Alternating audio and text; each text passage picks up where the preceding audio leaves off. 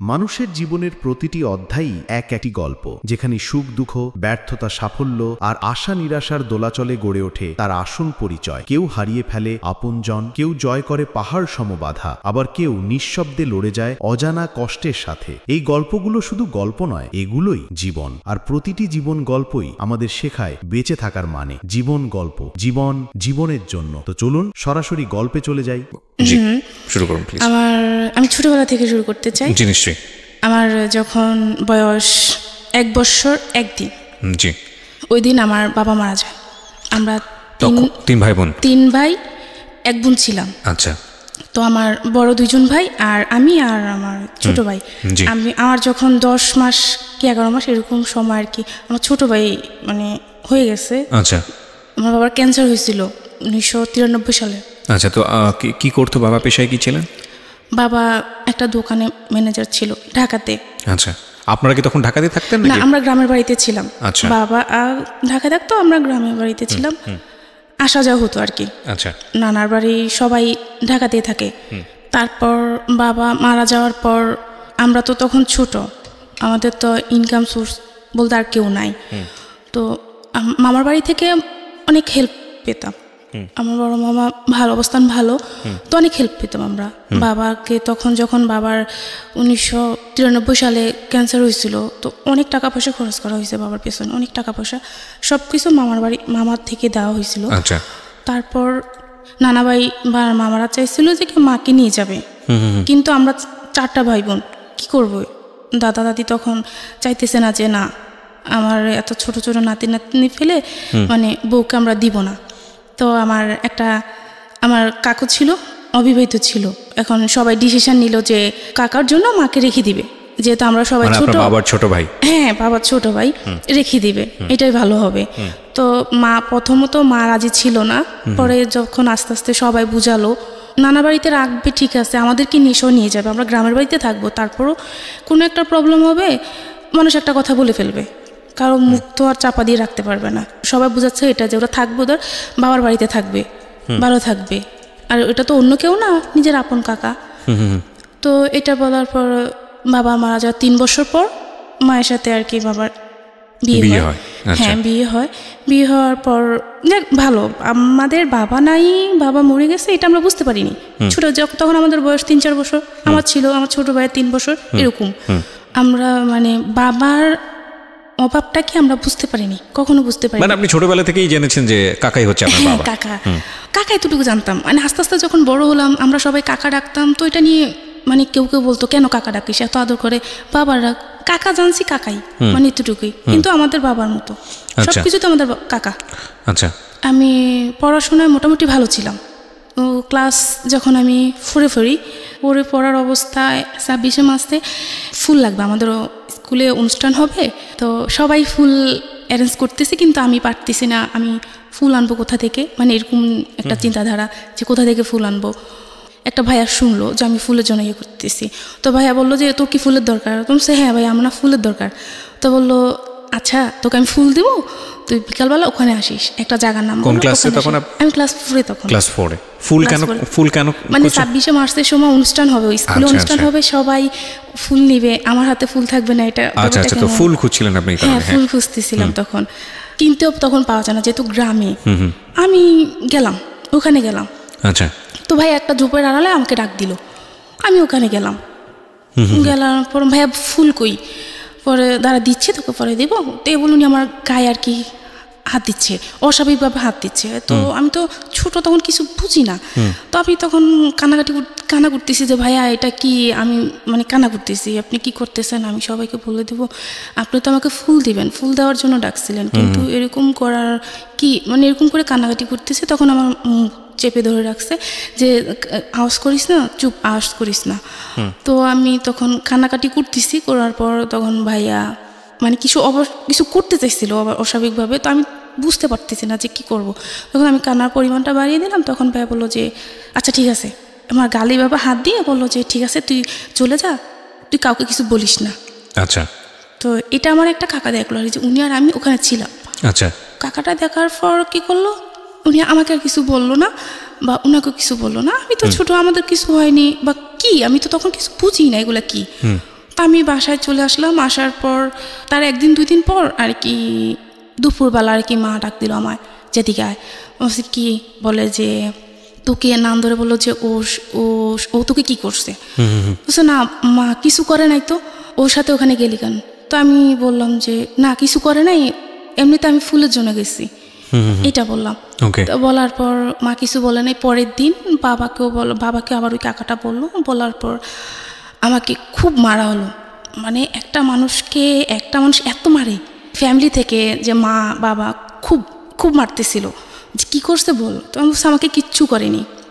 আমার 2টা হাত বেঁধে, উপর দিয়ে হাত ছিল আর পাগুলা নিচে কিছু ছিল না, পাগুলা ছড়ানো ছিল, ওই অবস্থা আমার গায়ে পিঁপড়া ঢেলে দিছিল। পিঁপড়া ঢেলে দিয়েছিল মানে আমি শিকার যাই যে কি হয়েছে। লাল পিঁপড়া? হ্যাঁ, লাল লাল বড় বড় পিঁপড়াগুলা। এটা চাচা মানে মা বাবা দুজনেই। বাবা বলতে মানে চাচা? কাকা। হ্যাঁ কাকা।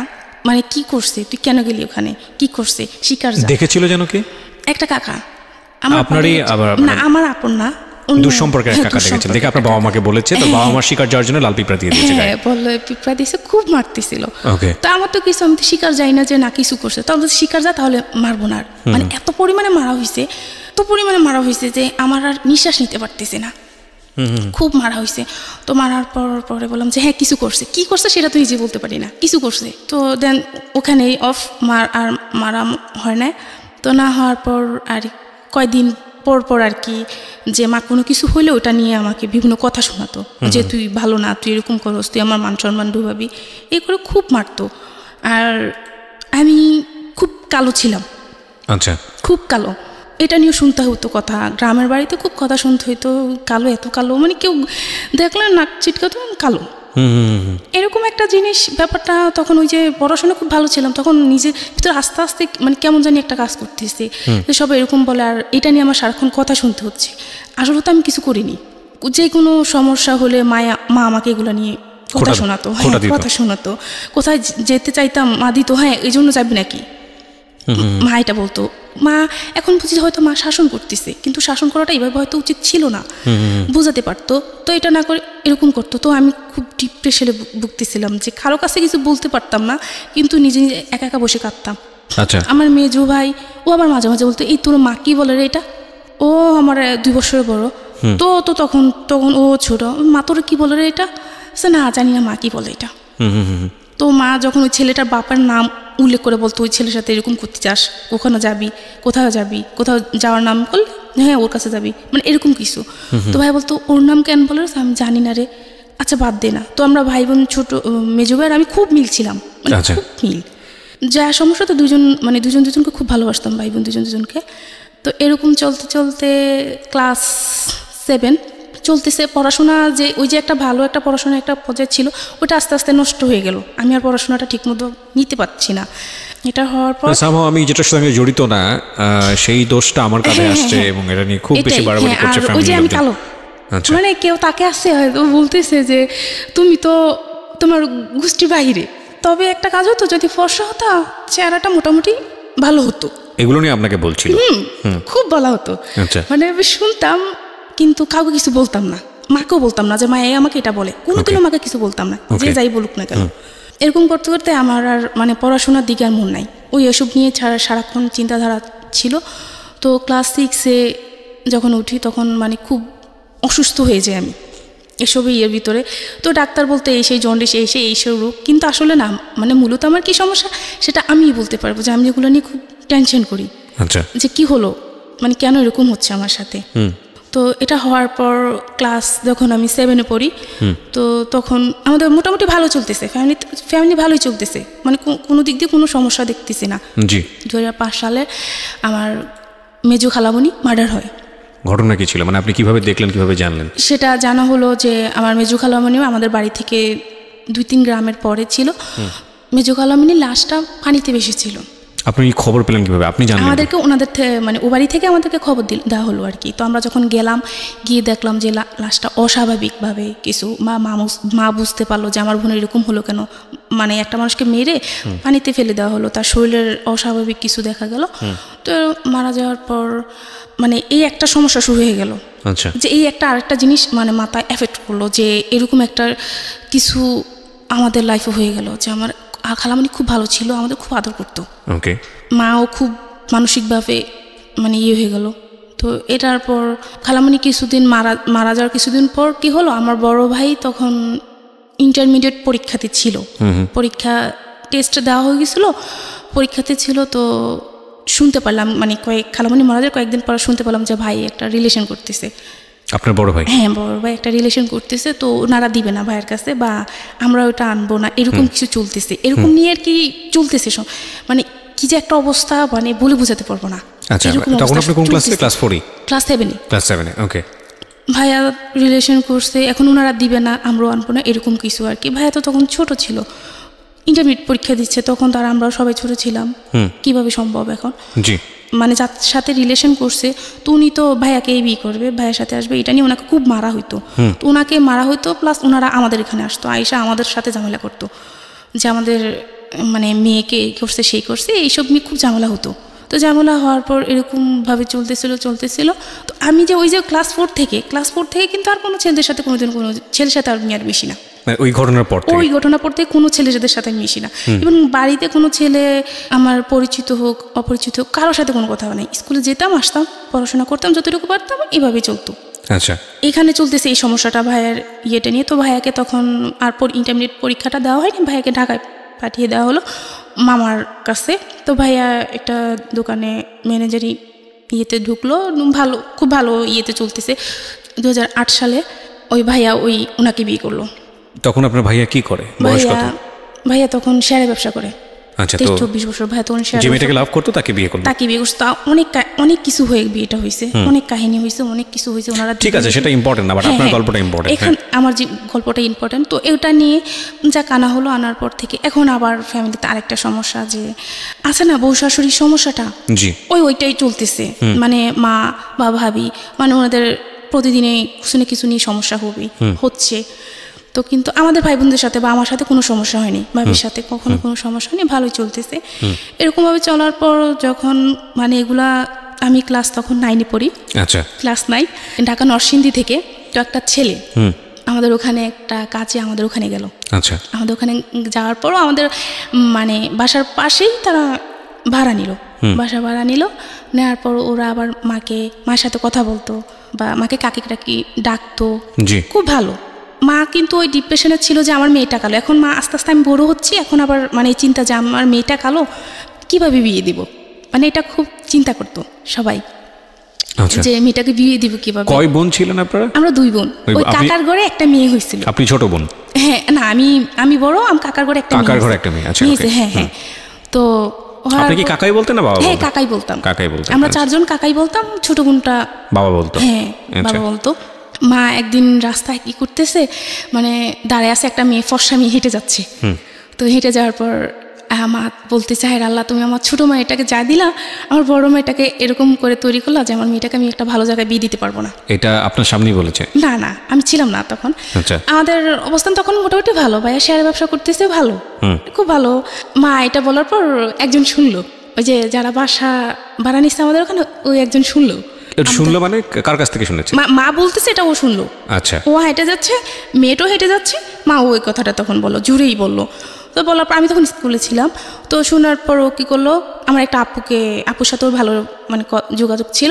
তো আপুকে বললো যে এরকম মানে ওকে আমার ভালো লাগে, ওকে বলেন আমার সাথে একটু কথা বলতে।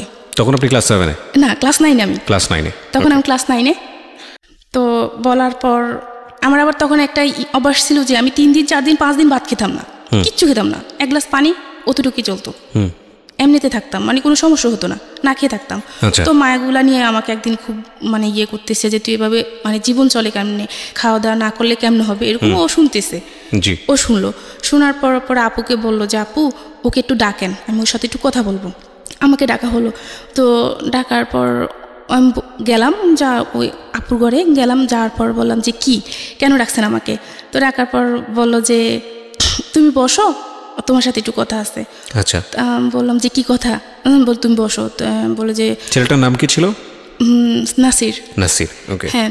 তো বলার পর বললো যে তুমি ভাত খাওনি কেন? বুঝছে না, আমার না খেতে ইচ্ছা করতেছে না, আমার ভালো লাগে না, আমার খাইতে ইচ্ছা করে না। তো বললো যে আমার সাথে ভাত খাওয়া হচ্ছে না, আপনার সাথে আমি খাবো কেন? এটা বলে আমি ওখান থেকে চলে আসছি। আচ্ছা। তো উনি আর খায়নি, চলে আসার পর এখন আমি খাইনি, উনিও খায় না, মানে দুজনেই না খায় অবস্থা আছে। তখন আপু বললো যে এখন আপুকে বললো, ওকে বলবো না আমাকে একটা চিঠি দিতে, 2009 সাল, তখন ওকে বলবেন একটা চিঠি দিতে, যে চিঠিতে আমি মানে ও আমাকে বলবে যে আমি কেন খাইনি বা ওকে আমাকে খেতে বলতে হবে এরকম কিছু। তো আমি কি বলবো, কেন করবো এটা? যখন আপু এটা বললো আমি তো প্রথম রাজি না, পরে আরেকটা ফুপি ছিল, সেও বললো যে কর না, কি হয়েছে, সমস্যা কি, এটা তার মহাভারত কিছু না, ও চলে গেলে তো তারপরে তার কোনো কিছু না, তার সাথে তার কোনো যোগাযোগ নেই। তো আমি রাজি হলাম, আচ্ছা ঠিক আছে চিঠি লিখবো। এখন চিঠি লিখতে গিয়ে আমি একবার কি চিঠি লিখবো আমি তো বুঝতে পারতেছি না কিভাবে লিখবো। তো একবার চিঠি লিখতে গিয়ে 10টা পেজ নষ্ট করলাম, চিঠি আমার লিখতে পারিনি আমি। অনেক কষ্ট করে চিঠি লিখলাম, লিখে ওনাকে দিলাম যে আপনি কেন খাননি, আপনি নাকি খাননি। আপু বললো আচ্ছা ঠিক আছে আপনি খান, আমিও খাবো। তো এটা বলার পর ও খেলো। এরকম 2-3টা মানে চিঠি দেওয়া হলো আর কি, 3টা। তো আমি আসলে একটাতে লিখলাম যে আচ্ছা আপনি কি চান আমার কাছে, মানে কেন এরকম বলতেছেন। তো বললো যে চোখের ভাষা বুঝে না সে মনের ভাষা বুঝবে না, তুমি কি আমার চোখ দেখে বুঝতে পারো না যে আমি কি বলতে চাই? না আমি তো কিছু বুঝতে পারিনি। ওইটার বলার পর তার কয়েকদিন পর ওরা চলে আসলো, ওদের কাজটা শেষ, ওরা চলে আসলো। আচ্ছা। তো আমার বাবা তখন ফোন ব্যবহার করতো, আমি বা মা কেউ ব্যবহার করতাম না, তো বাবার ফোন নাম্বার নিয়ে আসা হলো। তো নিয়ে আসার পর ও মাঝে মধ্যে ফোন দিত, আপুর সাথে কথা বলার জন্য ফোন দিত, যে আপুর সাথে কথা বলবো। তো আপুর সাথে কথা বলা তখন তো আমরা আমাকে দিত, তো আপুর সাথে ফোন দিলে বুঝতাম যে আমার সাথেও কথা বলবে এরকমভাবে। তো ওনার কথা আমার খুব ভালো লাগতো, ওনার কথা বোঝানো, খুব সুন্দরভাবে কথা বলতে পারতো, গুছিয়ে কথা বলতে পারতো, সেটা আমি তখন পারতাম না। উনি কথা বলতে পারতো খুব সুন্দরভাবে, তো ওনার সাথে আমি কথা বলতাম, ভালো লাগতো। এরকম করতে করতে এসএসসি পরীক্ষা দিলাম, মানে ওনার সাথে আমার যোগাযোগ হতো এরকম কি 1 মাস 15 দিন 20 দিন এরকম আর কি, এতদিন পর পর আর কি ওনার সাথে আমার যোগাযোগ হতো। তখনও কি মানে ওনার সঙ্গে আপনার কোনো সম্পর্ক তৈরি হয়েছে নাকি জাস্ট এমনিতেই হাই হ্যালো করেন? তখন আর কি সে বললো আর কি এরকম মানে অনেকদিন পার হয়ে যাওয়ার পর আর কি উনি বললো যে আমি তোমাকে বিয়ে করতে চাই, আমি তোমাকে ভালোবাসি। আমিও উচ্ছ্বাস বয়স, তখন ক্লাস 9 থেকে 10 উঠলাম, বা আবেগের বয়স, আমিও ঠিক আছে কথা বলি। আমার কথা ওনার সাথে আমার কথা বলতেই ভালো লাগে। প্রেম ভালোবাসা কি জানি না তখন সেটা বুঝতে পারি, কিন্তু আমার ভালো লাগে, ওনার সাথে কথা বলতে আমার খুব ভালো লাগতো। তো ভালো লাগার পর কথা বলতাম, মাঝে মধ্যে এরকম ফোন দিত, কথা বলতাম। উনি তখন বললো জানো তোমাকে কেন এত ভালোবাসি, এরকম তোমার মা একদিন এটা বললো। আর আমি তখন মনে মনে এটা চিন্তা করলাম যে আমি যে কাকির মেয়েকে আমি বিয়ে করবো, এবার যা কিছু হোক। এখন ওর চিন্তা আর কি যে আমাকে আসলে আমার ফ্যামিলি দিবে কিনা ওর কাছে, এসে এরকম চিন্তাধারা হইতো, এরকম চিন্তাধারা ভাবনা করতো। করার পর আস্তে ধীরে চলতে চলতে তখন 2010 সাল, আমি তখন ইন্টারমিডিয়েটে পড়াশোনা করতেছি। তো দেখা করতো আসার পর আর কি ওর সাথে এরকম হয়েছে যে ওর সাথে আমি দেখা করব রাতের বেলা, ও আপুর বাসায় আসলো। তো আমি মানে আমার ঘর থেকে বের হলাম, ওর সাথে আমি দেখা করলাম, মানে এরকম হলো যে ওর সাথে আমি দেখা করব, ও আমাকে অনেক দিন পর কাছে পাইছে, ও আমাকে ধরবে, এরকম কিছু চিন্তাধারা ছিল যে আমাকে ধরবে, জড়িয়ে ধরবে, বা আমিও এরকম কিছু। তো ও মানে এরকম করে আবার হাতটা সরায় ফেলবো, সরাই ফেলে হাতে ব্যথা পাইছে, তারপর হাতটা সে সরে ফেললো, যে সে আমাকে কোনোদিনও টাচ করবে না। মানে ওর চিন্তাধারা ছিল যে সে আমাকে কোনোদিনও টাচ করবে না, যা করবে মানে পরে, মানে ওর চিন্তাধারা এরকম ছিল। তো হওয়ার পর ওটা গেল, ওটা যাওয়ার পর যখন এসএসসি পরীক্ষার পর ইন্টারমিডিয়েটে উঠলাম, তখন আবার কি হলো যে আবারও বললাম যে ওর সাথে আমি দেখা করব, ওর সাথে আমি দেখা করব। তো এখন কিভাবে দেখা করব? দেখা করা তো একটা ব্যাপার আছে, বাড়িতে আসা লাগবে না, এটা মোটামুটি বাড়িতে জেনে গেল, আমার বাড়িতে জেনে গেলো। জানার পর আর কি বড় ভাই আর কি আমাকে বললো যে মুনি এটা কি ঠিক? আমি আবার ভাইকে বললাম যে ভাই আমার প্রতি বিশ্বাস রাখতে পারবো। যখন ভাই একটা সময় আমাকে বোঝালো এরকম কিছু করিস না, ভাইয়া করছি, ভাইয়া ভুল করছি, কিন্তু তুই করিস না। তো আমি ভাইয়া ঠিক আছে, আমি এসব কোনোদিনও করবো না। যখন ভাই আমাকে বোঝালো তখন ভাইকে আর কিছু বললাম না, চুপচাপ শুনে গেলাম। এখন 2010 সালে ওর সাথে আমার দেখা করতে হবে, যখন ইন্টারমিডিয়েটে পড়তেছি তখন বললাম যে ওর সাথে আমি দেখা করবো, ওকে ফোন দিলাম। তো ফোন দেওয়ার পর একটা জায়গা সিলেক্ট করা হলো যে এখানে দেখা করব। দেখার পর তো ও আমাকে আসার আগে বললো যে আমি তোমাকে দেখা করব, তবে আমি তোমার কাছে একটা জিনিস চাইবো, তুমি কি সেটা দিবা? ও তখন নারায়ণগঞ্জে, কি নাম ছিল ছেলেটা? নাসির। হ্যাঁ, নাসির তখন বললো যে আমি তোমার সাথে দেখা করব, তুমি কি সেটা দিবা? তো বললাম যে কি? তো বললো যে আমি তোমাকে একটা কিস করব। তো আমি তখন বললাম যে তোকে না আমি থাপড়াই আর নারায়ণগঞ্জ আবার পাঠাই দেবো। নাসিরকে বললাম, হ্যাঁ ডাইরেক্ট আমি এটা বলতেছি ওকে। তো বলতেছে, হাসতেছে, বলতেছে দেখ পাগলি বলে কি, ও আমাকে সবসময় পাগলি বলতো আর কি। যাক হলো, তো ওর সাথে আমার দেখা করার আসলো। আর আসার পর আমার একটা আপুর বাসায়, অন্য আর একটা আপুর বাসায় দেখা করলাম। দেখা করার পর ওর সাথে তাও আমার দূরত্ব 2.5 হাত 3 হাতের মতো এরকম দূরত্ব বেজায় কথা বললাম, দেখা করলাম, করার পর ও চলে আসলো নারায়ণগঞ্জে, আমি চলে গেলাম বাসায়। তো তারপরে সে ফোন দিল আমাকে, ফোন দিয়ে বললো যে জানো আমি তোমাকে চাইলে কিছু করতে পারতাম, চাইলে তোমাকে একটা কিস করতে পারতাম, কেন করিনি জানো? বললাম যে কেন? যে আমি যদি তোমাকে এখন একটা কিস করি তাহলে এখানে সব কিছু শেষ, আমি জানি তুমি কেমন ধরনের মেয়ে, এখানে সব কিছু তুমি শেষ করে দিতা, কিন্তু আমি সেটা করিনি। আমার দরকার তোমাকে সারাটা জীবন, আমার সারাটা জীবন ভালোবাসা নিয়ে আমি থাকতে হবে, তোমার ভালোবাসা নিয়ে। তো আমি এই সামান্য কতটুকু একটা কিসের জন্য আমি আমার সারাটা জীবন নষ্ট করতে চাই না, আমার ভালোবাসার মানুষটাকে আমি হারাতে চাই না। ঠিক আছে, আপনাদের মধ্যে এই ধরনের কিছু কথোপকথন হয়েছে। হ্যাঁ, এটা যখন শুনলাম, ওটা শোনার পর আমি তো তখন বললাম যে না, একে ছাড়া যাবে না। মানে সামহাও আপনার তাকে এই ধরনের কথার পরে খুব ভালো লেগে গেল? হ্যাঁ, ভালো লেগে গেল, একে ছাড়া যাবে না। তো আচ্ছা, আমি পড়াশোনা করি, ওর ভাবে থাকুক, যেহেতু সবাই বলতো যে আমি কালো, আমার বিয়ে হবে না এই সেই, তাহলে তো আমার সমস্যা নেই, আমি পড়াশোনা করি, ওর কাজ করুক, তখন ওই বাইরে চলে যাবে। আচ্ছা। তো কলেজে যখন লেখাপড়া করতেছি, সবার একটাই কথা, তুই এত কালো কিছু ব্যবহার করতে পারিস না, কিছু ব্যবহার কর, এখনকার মেয়েরা কত কিছু ব্যবহার করে ফর্সা হয়, এরকম কিছু বলতেছে। এমনও ফ্রেন্ড আছে যে টাকা ধার নিল, তো টাকা ধারের বদলে কি বললো যে আচ্ছা ঠিক আছে টাকাটা পরে দিচ্ছি, এ বলে দোকান থেকে আমাকে ফর্সা হওয়ার ক্রিম দিচ্ছে। জিনিসটা কেমন? আচ্ছা তুই এটার দরকার কি? আমি যেমন তেমনই থাকি না, জি দরকার কি? এটা করলাম, কয়েকদিন পর তো আমি আবার যে এসে হয়ে যাব, তো দরকার কি? তার থেকে এমনি থাকা ভালো।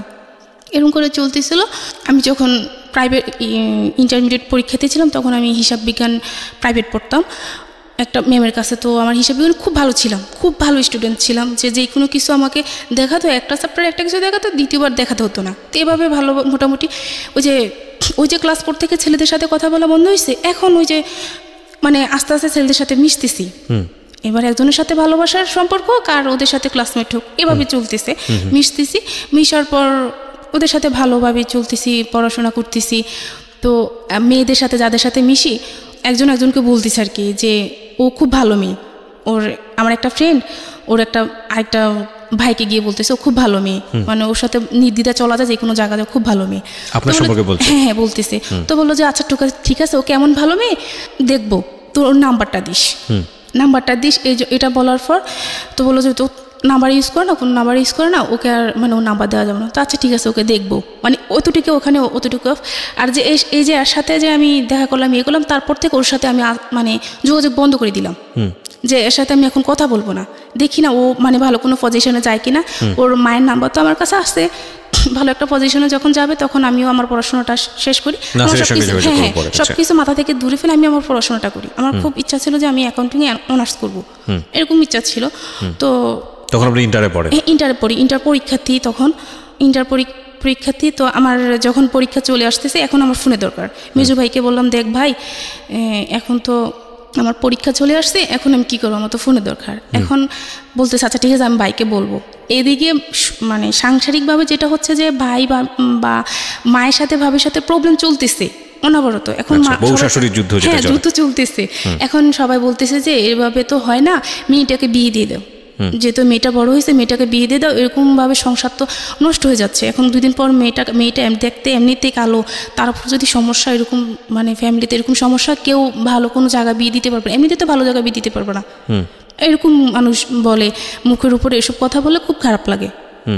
তো এসব চলতে ছিল। তো ভাই আমাকে ফোন দিল, যখন মেজো ভাই বললো যে ভাই ওকে ফোন দেন, ওর তো এখন ফোনটা লাগে, যেহেতু সবার সাথে যোগাযোগ করতে হবে, পরীক্ষা চলে আসছে। তো এটা বলছে, ভাইয়া ফোন দিছিল আমাকে। ফোন দেওয়ার পর ওই যে আমার যে ফ্রেন্ডের বললো যে আমার নাম্বার দেওয়ার জন্য, ওকে আমার ওই মেয়ে বন্ধুটা ওকে নাম্বার দিল। দেওয়ার পর ফোন না 2-3 দিন পর নাম্বার দিল, ও আমাকে ফোন দিচ্ছে, SMS দিচ্ছে।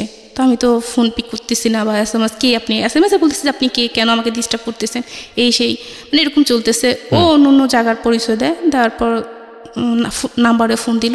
আমি ওটাকে আমার ক্লাসমেটই, ওই ছেলেটা আমারই ক্লাসমেট। আমি ওকে দেখি না, চিনিও না কোনোদিনও। আচ্ছা, কিন্তু ওই নাম্বারটা নিয়েছে। হ্যাঁ, ওর একটা বোন থেকে আর কি, ও আমাদের সাথে পড়তো। তো নেওয়ার পর আপনার নাসিরের সঙ্গে যোগাযোগ অফ? হ্যাঁ, ওর সাথে আমার যোগাযোগ সম্পূর্ণ অফ। ওকে।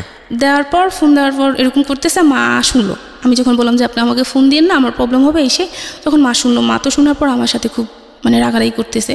তো রাগারাগি করার পর আমি কি করলাম, মাকে ভাইয়াকে, বড় ভাইয়া তখন বাড়িতে ছিল, ভাইয়াকে ফোনটা দিয়ে দিলাম যে ভাইয়া ধরেন কে ফোন দিচ্ছে, আমি চিনি না ওকে, একটু কথা বলে দেখেন। তখন ভাইয়া কথা বললো, বলে যে ভাইয়া আসলে আমি ওর ক্লাসমেট, ও আমাকে কখনো দেখেনি, ওর সম্পর্কে আমি অনেক জানছি, জানার পর আমার ভালো লাগলো, এই জন্য ওর সাথে আমি একটু কথা বলতে চাইছি, আর ওর সাথে আমি ফ্রেন্ডলি কথা বলবো, আমি কথা দিচ্ছি ওর সাথে আমি ফ্রেন্ডলি কথা বলবো। তো ভাইয়া বললো আচ্ছা ঠিক আছে। যখন আমার ক্লাসমেটে এরকম কথা বলে, আমার ভাইয়ের কাছে যে খুব ভালো মেয়ে ভাইয়া, ওর সাথে আমি কথা বলবো, তখন ভাইয়া বললো যে আচ্ছা ঠিক আছে। তো ভাইয়া আয়শা বললো যে তুই কথা বলিস ওর সাথে, তোরই ক্লাসমেট। ও তখন ওর সাথে কথা বলতে লাগলাম, মাঝে মধ্যে কথা বলতো, ফোন দিত। তো ও তখন মানে ওর সম্পর্ক ছিল, তো বলতো আমাকে যে বাবার সম্পর্কে আমাকে বলতো, কিসের সম্পর্ক ছিল? মানে ওর প্রেমের একটা সম্পর্ক ছিল অন্য একটা মেয়ের সাথে। ছেলেটার নাম কি ছিল? সাদ্দাম। সাদ্দামের সঙ্গে আপনি কথা বলতেন, আপনার ক্লাসমেট সে? হ্যাঁ। ওর আবার অন্য একটা মেয়ের সঙ্গে সম্পর্ক? হ্যাঁ, সেটা আপনাকে বলতো? হ্যাঁ, আমাকে বলতো। আচ্ছা। তো আমাকে বলার পর এভাবে চলতেছিল, তখন ইন্টারমিডিয়েট পরীক্ষা শুরু হয়ে গেল। আমি যখন আবার মানে প্রাইভেট পড়তাম না, তখন আবার মানে ক্লাসমেট একজনকে জিজ্ঞাসা করে না যে তুই ইন্টারমিডিয়েটের পরে কোথায় অ্যাডমিশন নিবি, একজনকে বলে না। তো আমি তখন বলতাম যে আমি কুমিল্লাতে বা ঢাকাতে অন্য কোনো জায়গায় পড়াশোনা করব, অ্যাটলিস্ট এখানে পড়াশোনা করব না, কুমিল্লা ভালো কোনো কলেজে। ওইটা ও রাখলাম, বলতাম ওদেরকে, আর বাবা মাকে আমি সবসময় এটা বলতাম যে আমি ভালো কোনো কলেজে পড়াশোনা করব, আমি কিছু একটা করব। তো তখন পরীক্ষা চলতেছিল, পরীক্ষা চলার অবস্থায় আমি যে ওই যে নাসির সাথে দেখা করলাম, এটা আমার বড় ভাইকে কে যেন কি ওই যে আপুর বাসায় গেলাম, ওই আপু বলে দিল, আরেকজনের কাছে, উনি আবার ভাইয়াকে বলে দিল। তখন ভাইয়া মাকে বলল যে এরকম যে আপনার মেয়ে এরকম করছে। তো মা যখন আমাকে জিজ্ঞাসা করলো, তা আমি বললাম যে মা এরকম কিছু না, এতটুকু শেষ, মা আর কিছু বলে নাই, ভাইও আমাকে কিছু বলে নাই। এটা জানার 15 দিন পর আমাকে একটা জায়গা থেকে দেখতে আসলো, বললো যে ওদের সামনে যেতে। তো গেলাম, যাওয়ার পর মানে ওদেরকে সালাম দিলাম, একটা হাসি দিলাম, মানে অতটুকুই চলে আসলাম। তো ওখানে ওই হাসিটা দেখাটা ওনাদের পছন্দ হয়েছে, পছন্দ হওয়ার পর ওনারা চলে গেল। চলে যাওয়ার পর আমি তো তখন পরীক্ষা দিব, পড়াশোনা করতেছি, আমি ওষুধ নিয়ে ব্যস্ত। পরের দিন ভাইয়াকে ফোন করা হলো যে আপনারা আসেন, আপনাদের বোন আমাকে পছন্দ হয়েছে, আপনারা আসেন। তো এটা পড়ার পর ভাইয়া গেল, যাওয়ার পর ভাইয়া ছেলের নাম জানলো, পরিচয় জানলো, সে কোথায় থাকে এতটুকু জানলো। জানার পর ভাইয়া যখন সবাইকে বললো যে এরকম ভাইয়ার ফ্রেন্ড সার্কেল আমাদের গ্রামের পাশাপাশি, তো ফ্রেন্ড সার্কেল জানানোর পর সবাই বললো যে হ্যাঁ ছেলে খুব ভালো, আর দেখতে মাশাআল্লাহ অনেক স্মার্ট, অতটুকুই মানে সবার পছন্দ হয়েছে। এবার ছেলে তাদের ফ্যামিলির ব্যাকগ্রাউন্ড কি, সে পড়াশোনা কতটুকু করছে, এটা দেখার বিষয় না কারো। ছেলে দেখতে ভালো। আমার বড় মামাকে জানানো হলো, তো আমার বড় মামা তো আমাদের ফ্যামিলি সব কিছু, আমাদের এই যে ফ্যামিলিতে যত কিছু, বড় মামা আমাদের অনেক হেল্প করছে, আমাদের এখানে এতটুকু আজকে এখানে আসার পেছনে তো বড় মামা, এরকম আর কি। মামাকে বললো, মামাও বললো না ছেলে খুব ভালো, মানে মা বলছে কোনো সমস্যা নেই, রাজি হয়ে যা। তো সবার চিন্তাধারা এটা ছিল বাড়িতে কী আছে না আছে সেটা দেখার বিষয় না, বিয়ের পর তুমি কে ঢাকা রাখবে, রাজি হয়ে গেল সবাই। তো ভাই দেখে আসলো। পরের দিন আমার ইকোনমিক্স পরীক্ষা চলতেছিলাম, পরীক্ষার জন্য আমি মানে প্রস্তুতি নিতেছি, আমি পরীক্ষা দিতে যাব। তখন ভাইয়া বললো যে মেহমান আসবে, পরে যাস। তখন বিকালবেলা পরীক্ষা ছিল আমার, যে মেহমান আসবে পরে যাস। তখন কী মেহমান আসবে? পরে বললো যে, পরে মা বললো তোকে দেখতে আসবে, ভাবি বলে দেখতে আসবে, পরে যাস। আচ্ছা ঠিক আছে। তো ওনারা আসলো, ওনাদের সামনে নেওয়া হলো, ওনারা দেখলো আমাকে, শাড়ি পরিয়ে দেখলো, 3 পিস খুলে দেখলো, মানে যে 3 পিস পরিয়ে দেখলো, যেভাবে ইচ্ছা ওনারা দেখলো, আমাকে হাঁটালো, কথা বললো, ওনাদের সাথে খাওয়ালো, সব কিছু হলো। হওয়ার পর আমি পরীক্ষা দিতে চলে গেলাম, আর এদিক দিয়ে ওনারা থেকে গেলো আমাদের বাসায়। থাকার পর ওনারা কথা সব কিছু ফাইনাল করলো। দিনটা ছিল সোমবার, যে বুধবার দিন ছেলে আসবে, মেয়ে যেহেতু এখন পরীক্ষা, তো কাবিনটা হয়ে যাবে। তারপর যার বাড়ি শেষে এতটুকু, পরীক্ষার পর আর কি আমরা অনুষ্ঠান করে আমরা বউ নিব, অতটুকু কথা শেষ। আমি বাড়িতে আসলাম। আপনি তো বুঝতে পারছিলেন যে আপনার বিয়েটা হয়ে যাচ্ছে?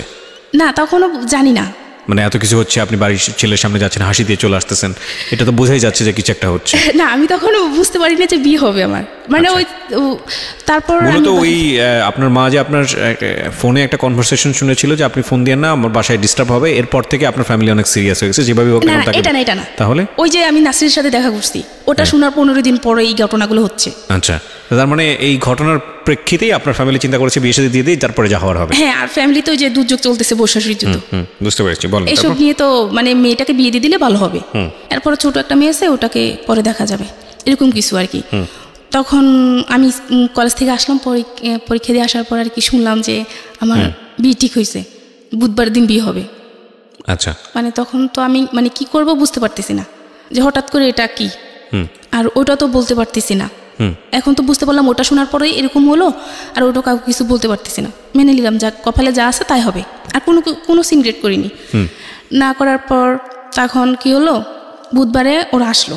এখন আসার পর আর কি ওরা দেখলো, এখন আবার দেখবে, বিয়ে হবে আগে দেখবে, ছেলে দেখবে। তারা কিন্তু ছেলে দেখে নাই, ওর মা আর ওর বোন, ওর ভাই দেখলো আমাকে, কিন্তু ও দেখলো না। এখন ও আসলো, ও দেখলো। আপনি ছেলে দেখেছেন ওই সময়টাতে? না, আপনি না, ওকে আমি তখনও দেখিনি। আচ্ছা, দেখলো, দেখার পর বললো যে আচ্ছা আমার তো মেয়ে পছন্দ হয়েছে, আজকে ওর সব কিছু থাকুক। মানে আমাদের ভালো একটা আয়োজন করা হয়েছে, সবাই জানলো যে মানে ওর বিয়ে, নিপার বিয়ে, সবাই জানে এটা। সবাইকে মোটামুটি দাওয়াত দেওয়া হয়েছে, ছোটোখাটো অনুষ্ঠান যাকে বলা হয় আর কি, মোটামুটি সবাই জানলো যে আমার বিয়ে আজকে। তো তখন বললো যে আমার মেয়ে পছন্দ হয়েছে। আচ্ছা, এটা তো আমাদের বাবা চাচা কাউকে আনেনি, শুধু ও আসলো ওর কোনো কয়টা ফ্রেন্ড নিয়ে। তখন সবার মনে খটকা লাগলো, কিছু নিয়ে আসেনি। একটা বিয়ে করতে আসবে, একটা শাড়ি তো নিয়ে আসবে, কিছু নিয়ে আসেনি। তো তখন সবার মনে একটা খটকা লাগলো, লাগার পর আর কি ওর যেটা হলো যে আমাকে ওর পছন্দ হয়নি। মানে বুঝলাম না ঠিক, আপনাকে দেখে পছন্দই করলো, আবার পছন্দ হয়নি বলতে? মানে ওর ফ্যামিলি পছন্দ করলো, ও এটা বললো আর কি, মিথ্যা বললো। আমার মেয়ে পছন্দ হচ্ছে, আমি আগামীকাল আমার বাবাকে পাঠাবো, আমার কাকাকে পাঠাবো, পাঠিয়ে তারপর মানে বিয়ে ডেট ফিক্সড করবো। আচ্ছা, এটা বলে ও চলে গেল। এখন তো সবাই মোটামুটি বুঝতে পারলো যে কিছু একটা সমস্যা। পর ও ফোন দিয়ে বললো যে এরকম এরকম, এখন না বিয়েটা পরে, ওকে টেনশন করতে বলেন না, ওকে পড়াশোনা করতে বলেন। তো ওকে বিভিন্ন জন ভাইয়ের বিভিন্ন ফ্রেন্ড সার্কেলে এসে মানে বিভিন্ন মানুষ বুঝালো, বা ওদের বাড়ি থেকে যখন ওদের বাড়িতে গেলাম তখন শুনতে পেলাম আর কি, আমার শাশুড়ি টাশুড়ি সবাই বুঝালো যে মেয়েটা ভালো, দেখ কিচ্ছু হবে না, বিয়ে কর, কী হয়েছে, কালো হয়েছে তাতে কি, কিছু হবে না। এটা করে ওকে বোঝানো হলো। বোঝানোর পর পরের দিন বৃহস্পতিবার ও আবার ভাইয়ের সাথে মিট করলো যে আপনি আসেন, আপনার সাথে দেখা করবো। তো দেখা করার পর আবার বিয়ে ঠিক করলো শুক্রবার দিন আবার বিয়ে ঠিক করলো। এখন তার কিছু করা নাই, তখন ডিসিশন নিলাম যে আর মানে বিয়ে কারোর সামনে যাব না, পড়াশোনা করব। মাকে বলে দিলাম কারোর সামনে আমাকে নেবেন না, এটা খারাপ, জিনিসটা যে কত খারাপ হয়েছে। মানে মাকে বললাম যে বুঝতে পারছেন যে আমার বিয়ে ঠিক হয়েছে, বিয়েটা ভেঙে গেছে, গ্রামের বাড়িতে জিনিসটা অনেক খারাপ জিনিস, তো আমার আর দরকার নেই, আমি আর বিয়ে করবো না, আমি পড়াশোনা করবো। যখন আবার বিয়েটা ঠিক হলো, দ্বিতীয়বার আমি কিছু বলতে পারলাম না, চুপচাপ বিয়েটা করে ফেললাম। শুক্রবার দিন বিয়েটা হয়ে গেল। দ্বিতীয়বার বিয়ে ঠিক হয়েছে কিভাবে? মানে একজনের সাথে ফার্স্টের দিন বুধবার দিন বিয়ে হওয়ার কথা ছিল কিন্তু হয়নি। আবার শুক্রবার দিন ও নিজেই ঠিক করলো ভাইয়ের সাথে এসে যে আচ্ছা ঠিক আছে আমরা আগামীকাল যাব, বিয়ে হবে। মানে ছেলেটা আবার রাজি হয়েছে? হ্যাঁ, আবার রাজি হলো। ওকে বিভিন্ন সবাই নাকি নাম কি ছিল? ওর নাম ছিল ফাহিম। হ্যাঁ, ওকে। বিয়ে হওয়ার পর যখন আমাকে আর ওদের বাড়িতে না হয় না, আমাদের বাড়িতে রাখলো, যেহেতু পরীক্ষা। তো ওকে আর আমাকে একটা ঘরে দেওয়া হলো। দেওয়ার পর ওকে আমি দেখলাম, ওকে দেখার পর তো আমি মানে পুরো প্রেমে পড়ে গেলাম। আসলে অনেক সুন্দর ছিল, মানে আমি ও হিসাবে আমি কিছুই না, মানে এতটা সুন্দর ছিল। কথা বলতেছে তো একটা জিনিস খেয়াল করলাম যে সে আমার দিকে একটাবারও তাকায়নি। আচ্ছা, তখন অনেকটা খারাপ লাগলো যে সে আমার দিকে একটাবারও তাকায়নি। একটা মেয়ের কত চিন্তাধারা থাকে, একটা মেয়ে না সবাই একটা চিন্তাধারা থাকে যে বিয়ের পর বাসঘরটা হবে অন্যরকম চিন্তাধারা থাকে। তো আমি দেখলাম যে আমার হাজব্যান্ডটা আমার দিকে একবারও তাকায়নি আমার দিকে। না তাকানোর ফলে আমি আর কিছু বলিনি। ও কথা বলতেছে, বুঝাচ্ছে যে বিয়ে মানে কি, এই সেই একটা বিয়ে সম্পর্কে বিভিন্ন ধরনের কথা বোঝাচ্ছে, কিন্তু ও আমার দিকে শুধু চোখ বন্ধ করে কথা বলতেছে, একটাবারও আমার দিকে তাকায়নি। আচ্ছা। না তাকানোর পরে তো রাতে মানে যখন ঘুমাতে গেলাম, আমি ওর হাতের বাম পাশে ছিলাম। তো রাতে খেয়াল করলাম যে ও আমার বাম পাশ থেকে ডান মানে আমার ও পাশ হলো গিয়ে মানে সিগারেট বাসরাতে। জি। তো এটা দেখার পর তো পুরো আমি শকড যে বিয়ের রাতে হাজব্যান্ড একটা বার আমার দিকে তাকালো না, এখন সে সিগারেট খাচ্ছে, মানে জিনিসটা কেমন। এরকম রাত্রে দুইটা খেলো। তো খাওয়ার পর খুব খারাপ লাগলো যে আল্লাহ জানি কপালে কি আছে। তারপর আর কাউকে কিছু বলিনি। বলার পর পরের দিন ও আমাদের বাড়িতে ছিল, থাকার পর ওর একটা ফ্রেন্ড নাকি আমাদের বাড়িতে আসতে চাইছিল, যেহেতু শ্বশুরবাড়িতে যাব। তো বললো যে আমার শ্বশুরবাড়িতে যাবি কি, আমার নিজেরও তো মন ঠিক না, আমার নিজেরও তো বউ পছন্দ হয়নি। সেটা তার ফ্রেন্ডকে বললো, এটা সে আমাকেও বললো। তো আমাকে বলার পর আমি আড়ালে দাঁড়ায় কান্না করতেছি যে কি হলো কপালে। তো কান্না করতেছে, ভাবি দেখলো কি হলো, ভাবি এরকম উনি এই কথা বলে। তো ভাবি ওকে খুব বুঝালো যে ভাই হ্যাঁ বলতে পারবেন মেয়েটা কালো, কিন্তু মানে ওর মতো মানুষ হয় না, সারাটা দিন বলে যেতে পারবেন কিন্তু কোনো প্রত্যুত্তর করবে না। খুব ধৈর্যশীল একটা মেয়ে, ওকে আপনি কখনো কষ্ট দিন না। তখন অতটুকু তো ভালোই চলতেছিল, ফোনে কথা টথা বলতাম। ও 3 দিন থেকে চলে আসলো ঢাকায়, ওর সাথে ভালোই কথা, ফোনে কথাবার্তা ভালোই চলতো, খুব ফোনে অনেক কথা চলতো, অনেক কথা হতো। তো ওকে বিভিন্ন কথার মাধ্যমে বুঝাতাম যে শুনো, বাবা মার পছন্দে বিয়ে করছো কিন্তু এমন আচরণ তাদের সাথে করবে না যাতে তারা কষ্ট পায়। ভাই বোনের সাথে সবসময় ভালো ইয়ে করবা, আগে যে যতটা ভালো করছো তার থেকে বেশি ভালো করবা। তো ওর এই কথা বলতো, তোমার এই কথাগুলো খুব ভালো লাগে আমার, তোমার এই কথাগুলো আমার খুব ভালো লাগে। এটা হওয়ার পর যখন যখন বিয়ের 1 সপ্তাহ হলো, আগে শুক্রবার বিয়ে হলো, পরে বৃহস্পতিবার আর কি আমি ঘুমাচ্ছি, ও অনেকবার ফোন দিচ্ছে আমার ফোনে, কিন্তু আমি এত ঘুম যাচ্ছি যে আমি ফোনটা রিসিভ করতে পারতেছি না। ও 26 বার আমাকে ফোন দিল। ফোন দেওয়ার পর আমি ফোন রিসিভ করলাম, রিসিভ করার পর চুপ করেছিল অনেকক্ষণ। তো আমি বললাম যে সরি, আমি না ঘুমিয়ে পড়ছি, ওই দিন পরীক্ষা ছিল একটা, পরীক্ষা দিয়ে আসে আমি ঘুমিয়ে পড়ছি, আমার সরি, আমাকে ক্ষমা করে দাও, আমি ফোনটা রিসিভ করতে পারি না। ওই দিন রাতে এসে বললো যে আমি ঠকেছি, তোমাকে বিয়ে করে আমি ঠকেছি। কেমন ঠকছো? যে তুমি ইউজকৃত। বিয়ের কয়দিন পরে? 1 সপ্তাহ পরে। 1 সপ্তাহ পরে সে আপনাকে বললো যে এই ধরনের কথাবার্তা, এই ধরনের কথা। আবার আমাকে জিজ্ঞাসা করলো তোমার কোনো ফ্রেন্ড আছে কি না, এই সেই না। তো ওই যে আমি সাদ্দামের সাথে কথা বলতাম, ওর সাথে পরীক্ষার সময় বিভিন্নভাবে হেল্প করতো আমাকে, বা আমি ওকে ইয়ে করতাম। আমার জানা যে প্রশ্নটা, সেটা হচ্ছে যে এটা খুব সেন্সিটিভ একটা বিষয়, তারপর আমি করছি আপনাকে এই প্রশ্নটা, এই কথাটা সে কেন বললো আপনার কি জানা আছে? কারণ আপনি যেটা স্বীকারোক্তি দিয়েছেন এখানে, আমি জানি না, তাতে তো আপনার এই ধরনের কোনো ঘটনাই ঘটেনি। না, আমার জীবনে এরকম কোনো ঘটনা ঘটেনি। মোটামুটি ভালো ছিলাম, মানে স্বাস্থ্য ভালো ছিল, তো সেই ক্ষেত্রে তার এরকম চিন্তাধারা ছিল। তো আপনি ওকে জিজ্ঞেস করলেন না যে তুমি এটা আমাকে কেন বলছো? বা বলে যে আমি বিয়ের আগে বিভিন্ন জনকে জিজ্ঞাসা করলাম, তারা এরকম এরকম বলে, এরকম এরকম, কিন্তু তোমার মাঝে এরকম কিছু নাই, এরকম কিছু সে বলতেছে আর কি। আচ্ছা, যেগুলো আপনার মধ্যে অ্যাবসেন্স ছিল সেই কারণে সে আপনাকে বলছে যে আসলে না, কিন্তু আমার সাথে আমার সেরকমই হয়েছে, আমি সেই কষ্টটা অনুভব করছি, আমার সেই জিনিসগুলাই হয়েছে, কিন্তু তাকে সে তো চলে গেছে, কষ্টটা আমি পাইছি, পরে বুঝতে পারতেছি আমার কতটুকু কষ্ট হয় সেটা আমি বুঝতে পারছি। সে তো চলে গেল পরের দিন সকালবেলা। আমি তো সামহাও সে আপনার মুভমেন্ট বা সবকিছু মিলিয়ে সে যেরকম গেস করেছে যে আপনার বিয়ের আগে অন্য কারোর সঙ্গে সম্পর্ক ছিল, হ্যাঁ, শারীরিক সম্পর্ক ছিল, সেটা একটা বিষয়। খুব সামাজিকতার জায়গা থেকে আমরা এই বিষয়গুলো নিয়ে কথা বলি না, আমাদের সমাজে এগুলো এক ধরনের ট্যাবু মনে করা হয়। কিন্তু একটা মেয়ের সংসার জীবন শেষ হয়ে যাওয়ার জন্যে ভয়ঙ্কর রকমভাবে এটা কিন্তু খুব সেন্সিটিভ একটা বিষয়। আপনারা আপনাদের জায়গা থেকে বিষয়টাকে বোঝার চেষ্টা করবেন। আমি জানি যে আজকে যারা জীবন গল্প শুনছেন তারা প্রত্যেকেই নিজের জায়গাটা থেকে আজকের এই ঘটনাগুলোকে হয়তো নিজের জীবনের সাথে রিলেট করতে পারবেন। তারপর কি হলো, ও আমাকে এগুলো যখন বললো তখন আমি খুব কান্নাকাটি করলাম যে শুনো, এরকম কিছুই না, তুমি একটাবার বিশ্বাস করো আমাকে। বলছে তোমাকে আমি জীবনে বিশ্বাস করবো না। এগুলো বলার পর কি হলো, আমার পরীক্ষা শেষ হয়ে গেল। পরীক্ষা শেষ হওয়ার পর ওই যে ওর সাথে আমার চলতেছে, কথাবার্তা চলতেছে, মাঝে মাঝে ঝগড়া হচ্ছে, আর ফ্যামিলিতে ওর ফ্যামিলিতে খুব রাগ ভিপ করতেছে যে এরকম একটা মেয়ে আমার জন্য আনছেন, এত কালো মেয়ে, আমি সমাজে যেতে পারবো না, এই না সেটা। খুব তাদেরকেও প্রেশারে রাখতো, আমাকেও রাখতো, ঝগড়া আমার সাথেও করতো, তাদের সাথেও করতো। জি, এরকম করতে করতে পরে আমার পরীক্ষা শেষ হওয়ার পর এখন অনুষ্ঠান হবে, তো বললো যে আর কয়দিন পরে যাই।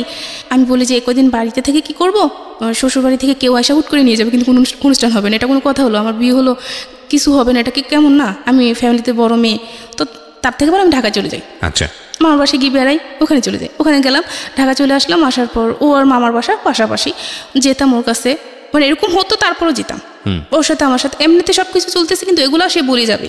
আচ্ছা, বিভিন্ন কলেজের নাম ধরে বলতো যে এইসব মেয়েরা যে খারাপ তুমি জানো? না, আমি কিভাবে জানবো? বলতো, মানে ও বিভিন্নভাবে বিভিন্ন বিকৃতভাবে কথা বলতো। তো আমি বলতেছি তুমি এগুলো কি বলো, আমি তো এগুলো জানি না। বলছে হ্যাঁ, তুমি ঢং করো না, তুমি এগুলো সবই জানো, তুমি ঢং করো না, তুমি এগুলো সবই জানো। তো বলার পর আমি মানে কি করবো বুঝতে পারতেছি না, এগুলো নিয়ে প্রতিনিয়ত সমস্যা হচ্ছে, কাউকে বলতেও পারতেছি না। তো সে আমার একটা শারীরিক একটা দিক তুলে বললো তোমার এটা এরকম এরকম, কিন্তু একটা মানুষের এরকম না। তো আমি বললো হ্যাঁ, এগুলো কি চলতেছে, আমি তো জানি আমি কিরকম। মানে এই বিষয়গুলো না আপনি কোনো কথাই বলতেন না? হ্যাঁ, কাউকে কিছু বলতাম না। তো আমি বলার পর যখন ঢাকায় আসলাম, ঢাকায় আসার পর আমি আমার ছোটো আন্টির বাসায় গেলাম। ছোটো আন্টির বাসায় যাওয়ার পর আমি ছোটো আন্টির কাছে শেয়ার করলাম জিনিসটা, যে আন্টি ও তো এরকম এরকম করতেছে, আমি কি করব? আন্টি আপনি কি দেখবেন আমাকে? মানে উপায় না পেয়ে তখন আন্টিকে বললাম আপনি আমাকে দেখবেন আমাকে, যে আমার আসলে প্রবলেম কি, আসলে মেয়েদের কি এরকম কিনা। ইটস ভেরি ডিফিকাল্ট একটা সিচুয়েশন প্রত্যেকটা মেয়ের জীবনেই। এগুলো নিয়ে মানুষের মধ্যে কথা বলাটাও খুব ডিফিকাল্ট, এবং খুব ভয়ঙ্কর রকমের মানে সাংসারিক অবস্থা দাঁড়ায় এই সিচুয়েশনগুলোর ক্ষেত্রে। যাই হোক, এই মেয়েটির ক্ষেত্রে কী হয়েছে আমরা জানি না, তারপরে কি হলো? তখন আন্টিকে আমি সব কিছু খুলে দেখালাম যে আন্টি দেখেন যে আমি আসলে ভালো কিনা, আমি আসলে সত্যি ভালো মেয়ে কিনা, আন্টি আমার সাথে তো এরকম কিছু হয়নি।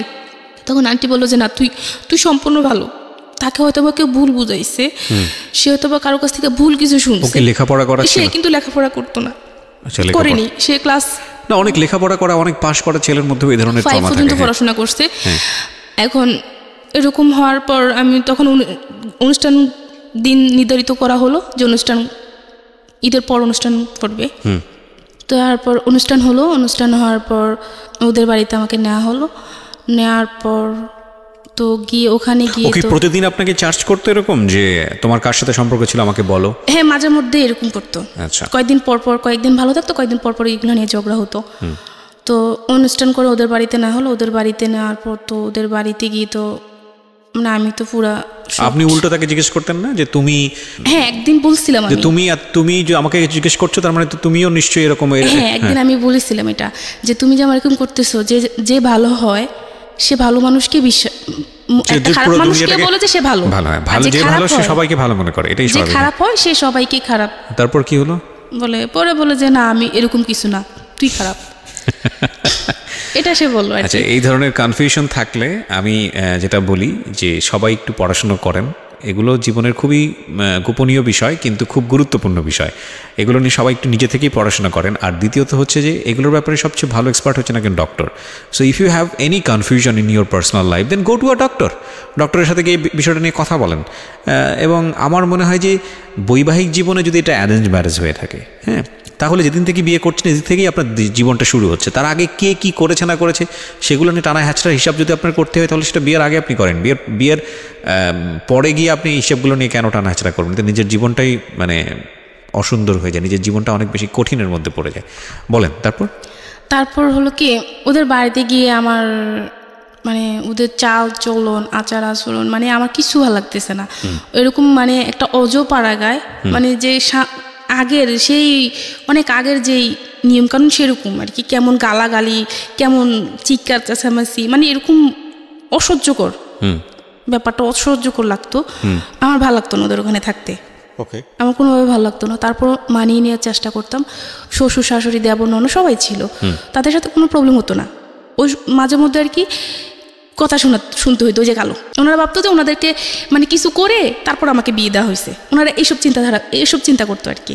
তো আরেকটা ছিল কি, আমার যখন মানে বিয়ের অনুষ্ঠানটা হয়েছিল তখন আমার ভাবি ওখানে ছিল না, অনুষ্ঠানের সময় ছিল না। এই কারণে আর কি আরো বেশি কথা শুনতে হইতো যে কেমন ফ্যামিলি, এই সেই বড় বউ ছিল না, এটা নিয়ে মানে ভালো ননদ বলতে একভাবে, শাশুড়ি বলতে একভাবে, যে যেভাবে পারতো বলতো, আমি শুনে যেতাম, জাস্ট শুনে যেতাম, ওকে কিছু বলতাম না। ওকে বলবো কি, ও একদিন বলে দিছে যে ওর বাড়িতে আনার পর যে আমার মা, আমার বোন, আমার ভাই খুশি, তুমিও খুশি, মানে ওরা খুশি তো আমিও খুশি, ওরা ভালো থাকবে তুমিও ভালো থাকবে, ওদের সাথে কোনো কিছু সিক্রেট করবে না কোনোদিন। তা আচ্ছা ঠিক আছে, ওনাদেরকে ভালো রাখাটাই আমার দরকার। মানে কেমন জানি আচরণ করতো, ননদ কি করতো সারাটা দিন ভালো, মানে ও চাইতো না আমার সাথে মিশতে, কিন্তু আমি চাইতাম মিশতে, আমি চাইতাম যে ভালো থাকি। ফ্যামিলিতে আমরা কয়েকটা মানুষ, সবাই যদি ভালোভাবে না থাকে তাহলে কীভাবে হয়, ভালোভাবে চলতে চাইতাম। কিন্তু মানে ও কিরকম জানি একটা আচরণ করতো আমার সাথে। তার কারণ পরে জানতে পারলাম যে ও যে আমার হাজব্যান্ড ওদের সাথে রাত ভিপ করতো, যে এরকম একটা মেয়ে আমাকে দিলেন, এত এরকম মানে এরকম ভাবতো। তো ওদের বাড়িতে গিয়ে দেখা গেল কি, আমরা কখনো পুকুরে গোসল করিনি, কখনো পুকুরে গোসল করিনি। তো ওদের ওখানে গিয়ে গোসল করতো, তো খোলামেলা জায়গায় গোসল করা হতো, মানে এটা আমি নিতে পারতাম না, এটা মানে কীভাবে সম্ভব, এগুলো পারি না। বা বাড়িতে বাথরুম বাসায় আসে, ঘরের কাছে আসে, কিন্তু ওদের অনেকটা দূরে যেতে হতো, মানে এগুলো আমি পারতেছি না, এগুলো মানায় নিতে আমার খুব কষ্ট হচ্ছে, খুব কান্নাকাটি করতাম আমি, কিন্তু কাউকে কিছু বলতাম না যে আমি কেন কাঁদি। আমাদের বাড়িতে আসলে যখন চলে আসতাম তখন মানে চিৎকার করে কাঁদতাম না, শুধু চোখের পানি ফেলতাম, আর আইসা মানে রুমের ভিতর বসে বসে কান্না করতাম যে মানে কি হচ্ছে এটা। তো এরকম হওয়ার পর চলতে থাকার পর আমার একটা প্রবলেম ছিল, সেটা হচ্ছে যে মানে মেনস্ট্রুয়েশনের সমস্যা ছিল আর কি, ঠিক মতন আর হতো না। তো এই জন্য আমি একটা ডাক্তারের কাছে গেলাম। মোটামুটি তখন এই যে আমার হাজব্যান্ড এরকম করতেছে, তাই আমি মোটামুটি একটু চিন্তা করতাম, এরকম করতে করতে মোটামুটি আমি অসুস্থ হয়ে যাচ্ছি। তো আমার যে ওই সমস্যাটা ছিল, তো এই জন্য আমি একটা ডাক্তারের কাছে গেলাম, আমাদের ওখানে ডাক্তারের কাছে গেলাম। আর যাওয়ার পর তখন আর ওই জিনিসটা মনে পড়লো যে আমার হাজব্যান্ড যে এটা বলো আমাকে, আমি ডাক্তারের কাছে কিছু বলবো, মহিলা না পুরুষ ডাক্তারই। আচ্ছা, তখন আমি মানে মানে কিভাবে বলবো আমি একটা মেয়ে কিভাবে বলবো, মানে অনেক সংকোচ করে তারপর বললাম যে না আমাকে বলতে হবে, আমার হাজব্যান্ডকে নিয়ে চলতে হবে আমাকে। এর মধ্যে কিন্তু ওকে আমি অনেক ভালোবেসে ফেলছি, আমার হাজব্যান্ডকে অনেক ভালোবেসে ফেলছি। তো আমি কি করলাম, ডাক্তারকে বললাম আর কি। তো ডাক্তার বুঝতে পারেনি, তখন আমি একটা কাগজে কলমে একে তাকে দেখালাম যে এরকম এরকম কি না। তো তখন উনি বললো যে এটা কি বলো, এটা তো সবারই এরকমই হয়, আর আমার ওয়াইফ আমি আমি আমি বিয়ে করছি, আমার ওয়াইফের তো একই অবস্থা, এটা তুমি কি বলো। মানে শরীরের অন্য দিক মানুষ ছোট বড় এরকম থাকে, এটা নিয়ে তো এরকম করার কিছু আসে যায় না। তখন উনি বললো যে তুমি কিসে পড়ো বা পড়াশোনা করছো কিনা। তখন আমি বললাম যে হ্যাঁ আমি ইন্টার কমপ্লিট করছি, এখন ডিগ্রিতে অ্যাডমিশন নিবো, এরকম চিন্তাধারা আছে। ওর কিন্তু পড়ানোর ইচ্ছা ছিল আমার হাজব্যান্ডের, যে তোমাকে আমি পড়াবো। আমাকে জিজ্ঞাসা করছে তুমি পড়বা কিনা, হ্যাঁ আমি পড়বো। তখন কি হলো, ও আমাকে পড়াবে, এখন ভর্তি হতে হবে। যে কোনো জায়গায় তো আমি কোচিং টোচিং করলাম না, কোনো জায়গায় পরীক্ষা দিতে পারবো না। তো আমি যে কলেজে পড়াশোনা করছি ওখানে আমি ডিগ্রিতে ভর্তি হয়ে যাই, ওইটা ভালো হবে। তো আমার চিন্তা ছিল ওখানে আমি পড়াশোনা করবো। এখন আমার হাজব্যান্ডকে আমি ওই যে আমার যে বিয়ের আগে যে ফ্রেন্ডটা ছিল বললাম যে ওর সাথে আমি কথা বলছি, ভাইয়া বললো যে কথা বলিস, ও বললো আর কি তোমার কোনো ছেলে বন্ধু আছে কিনা কলেজের মধ্যে, মানুষ অনেক কিছু থাকে। হ্যাঁ আমার একটা ফ্রেন্ড আছে, সে আমার ক্লাসমেট হলো আছে, ভাই হলো আছে, ফ্রেন্ড হলো আছে, খুব ভালো ছিল, খুব ভালো। ওকে পরিচয় করে দিল। তো পরিচয় ও আবার বললো যে নিপাত তো মানে ঢাকাতে বা কুমিল্লাতে এইসব কোনো জায়গা ভালো জায়গা পড়াশোনা করার ইচ্ছা আছে, ওকে ভর্তি করেন, ওখানে ভর্তি করেন, আমরাও পড়াশোনা করবো। ওইটা শোনার পর আমার হাজব্যান্ডের মাথায় কাজ করতেছে, কেন ওই ছেলেটা বললো, এটা বলার পর তখন আমার হাজব্যান্ড কি করলো, সরাসরি আমার বড় মামির কাছে ফোন দিল আমাকে পড়াশোনার ব্যাপারে, যে বড় মামি ওকে কি করব, ওকে তো তাহলে একটা কাজ করে ওকে কুমিল্লাতে ভর্তি করে দিই, আমার বড় মামিকে বলতেছে।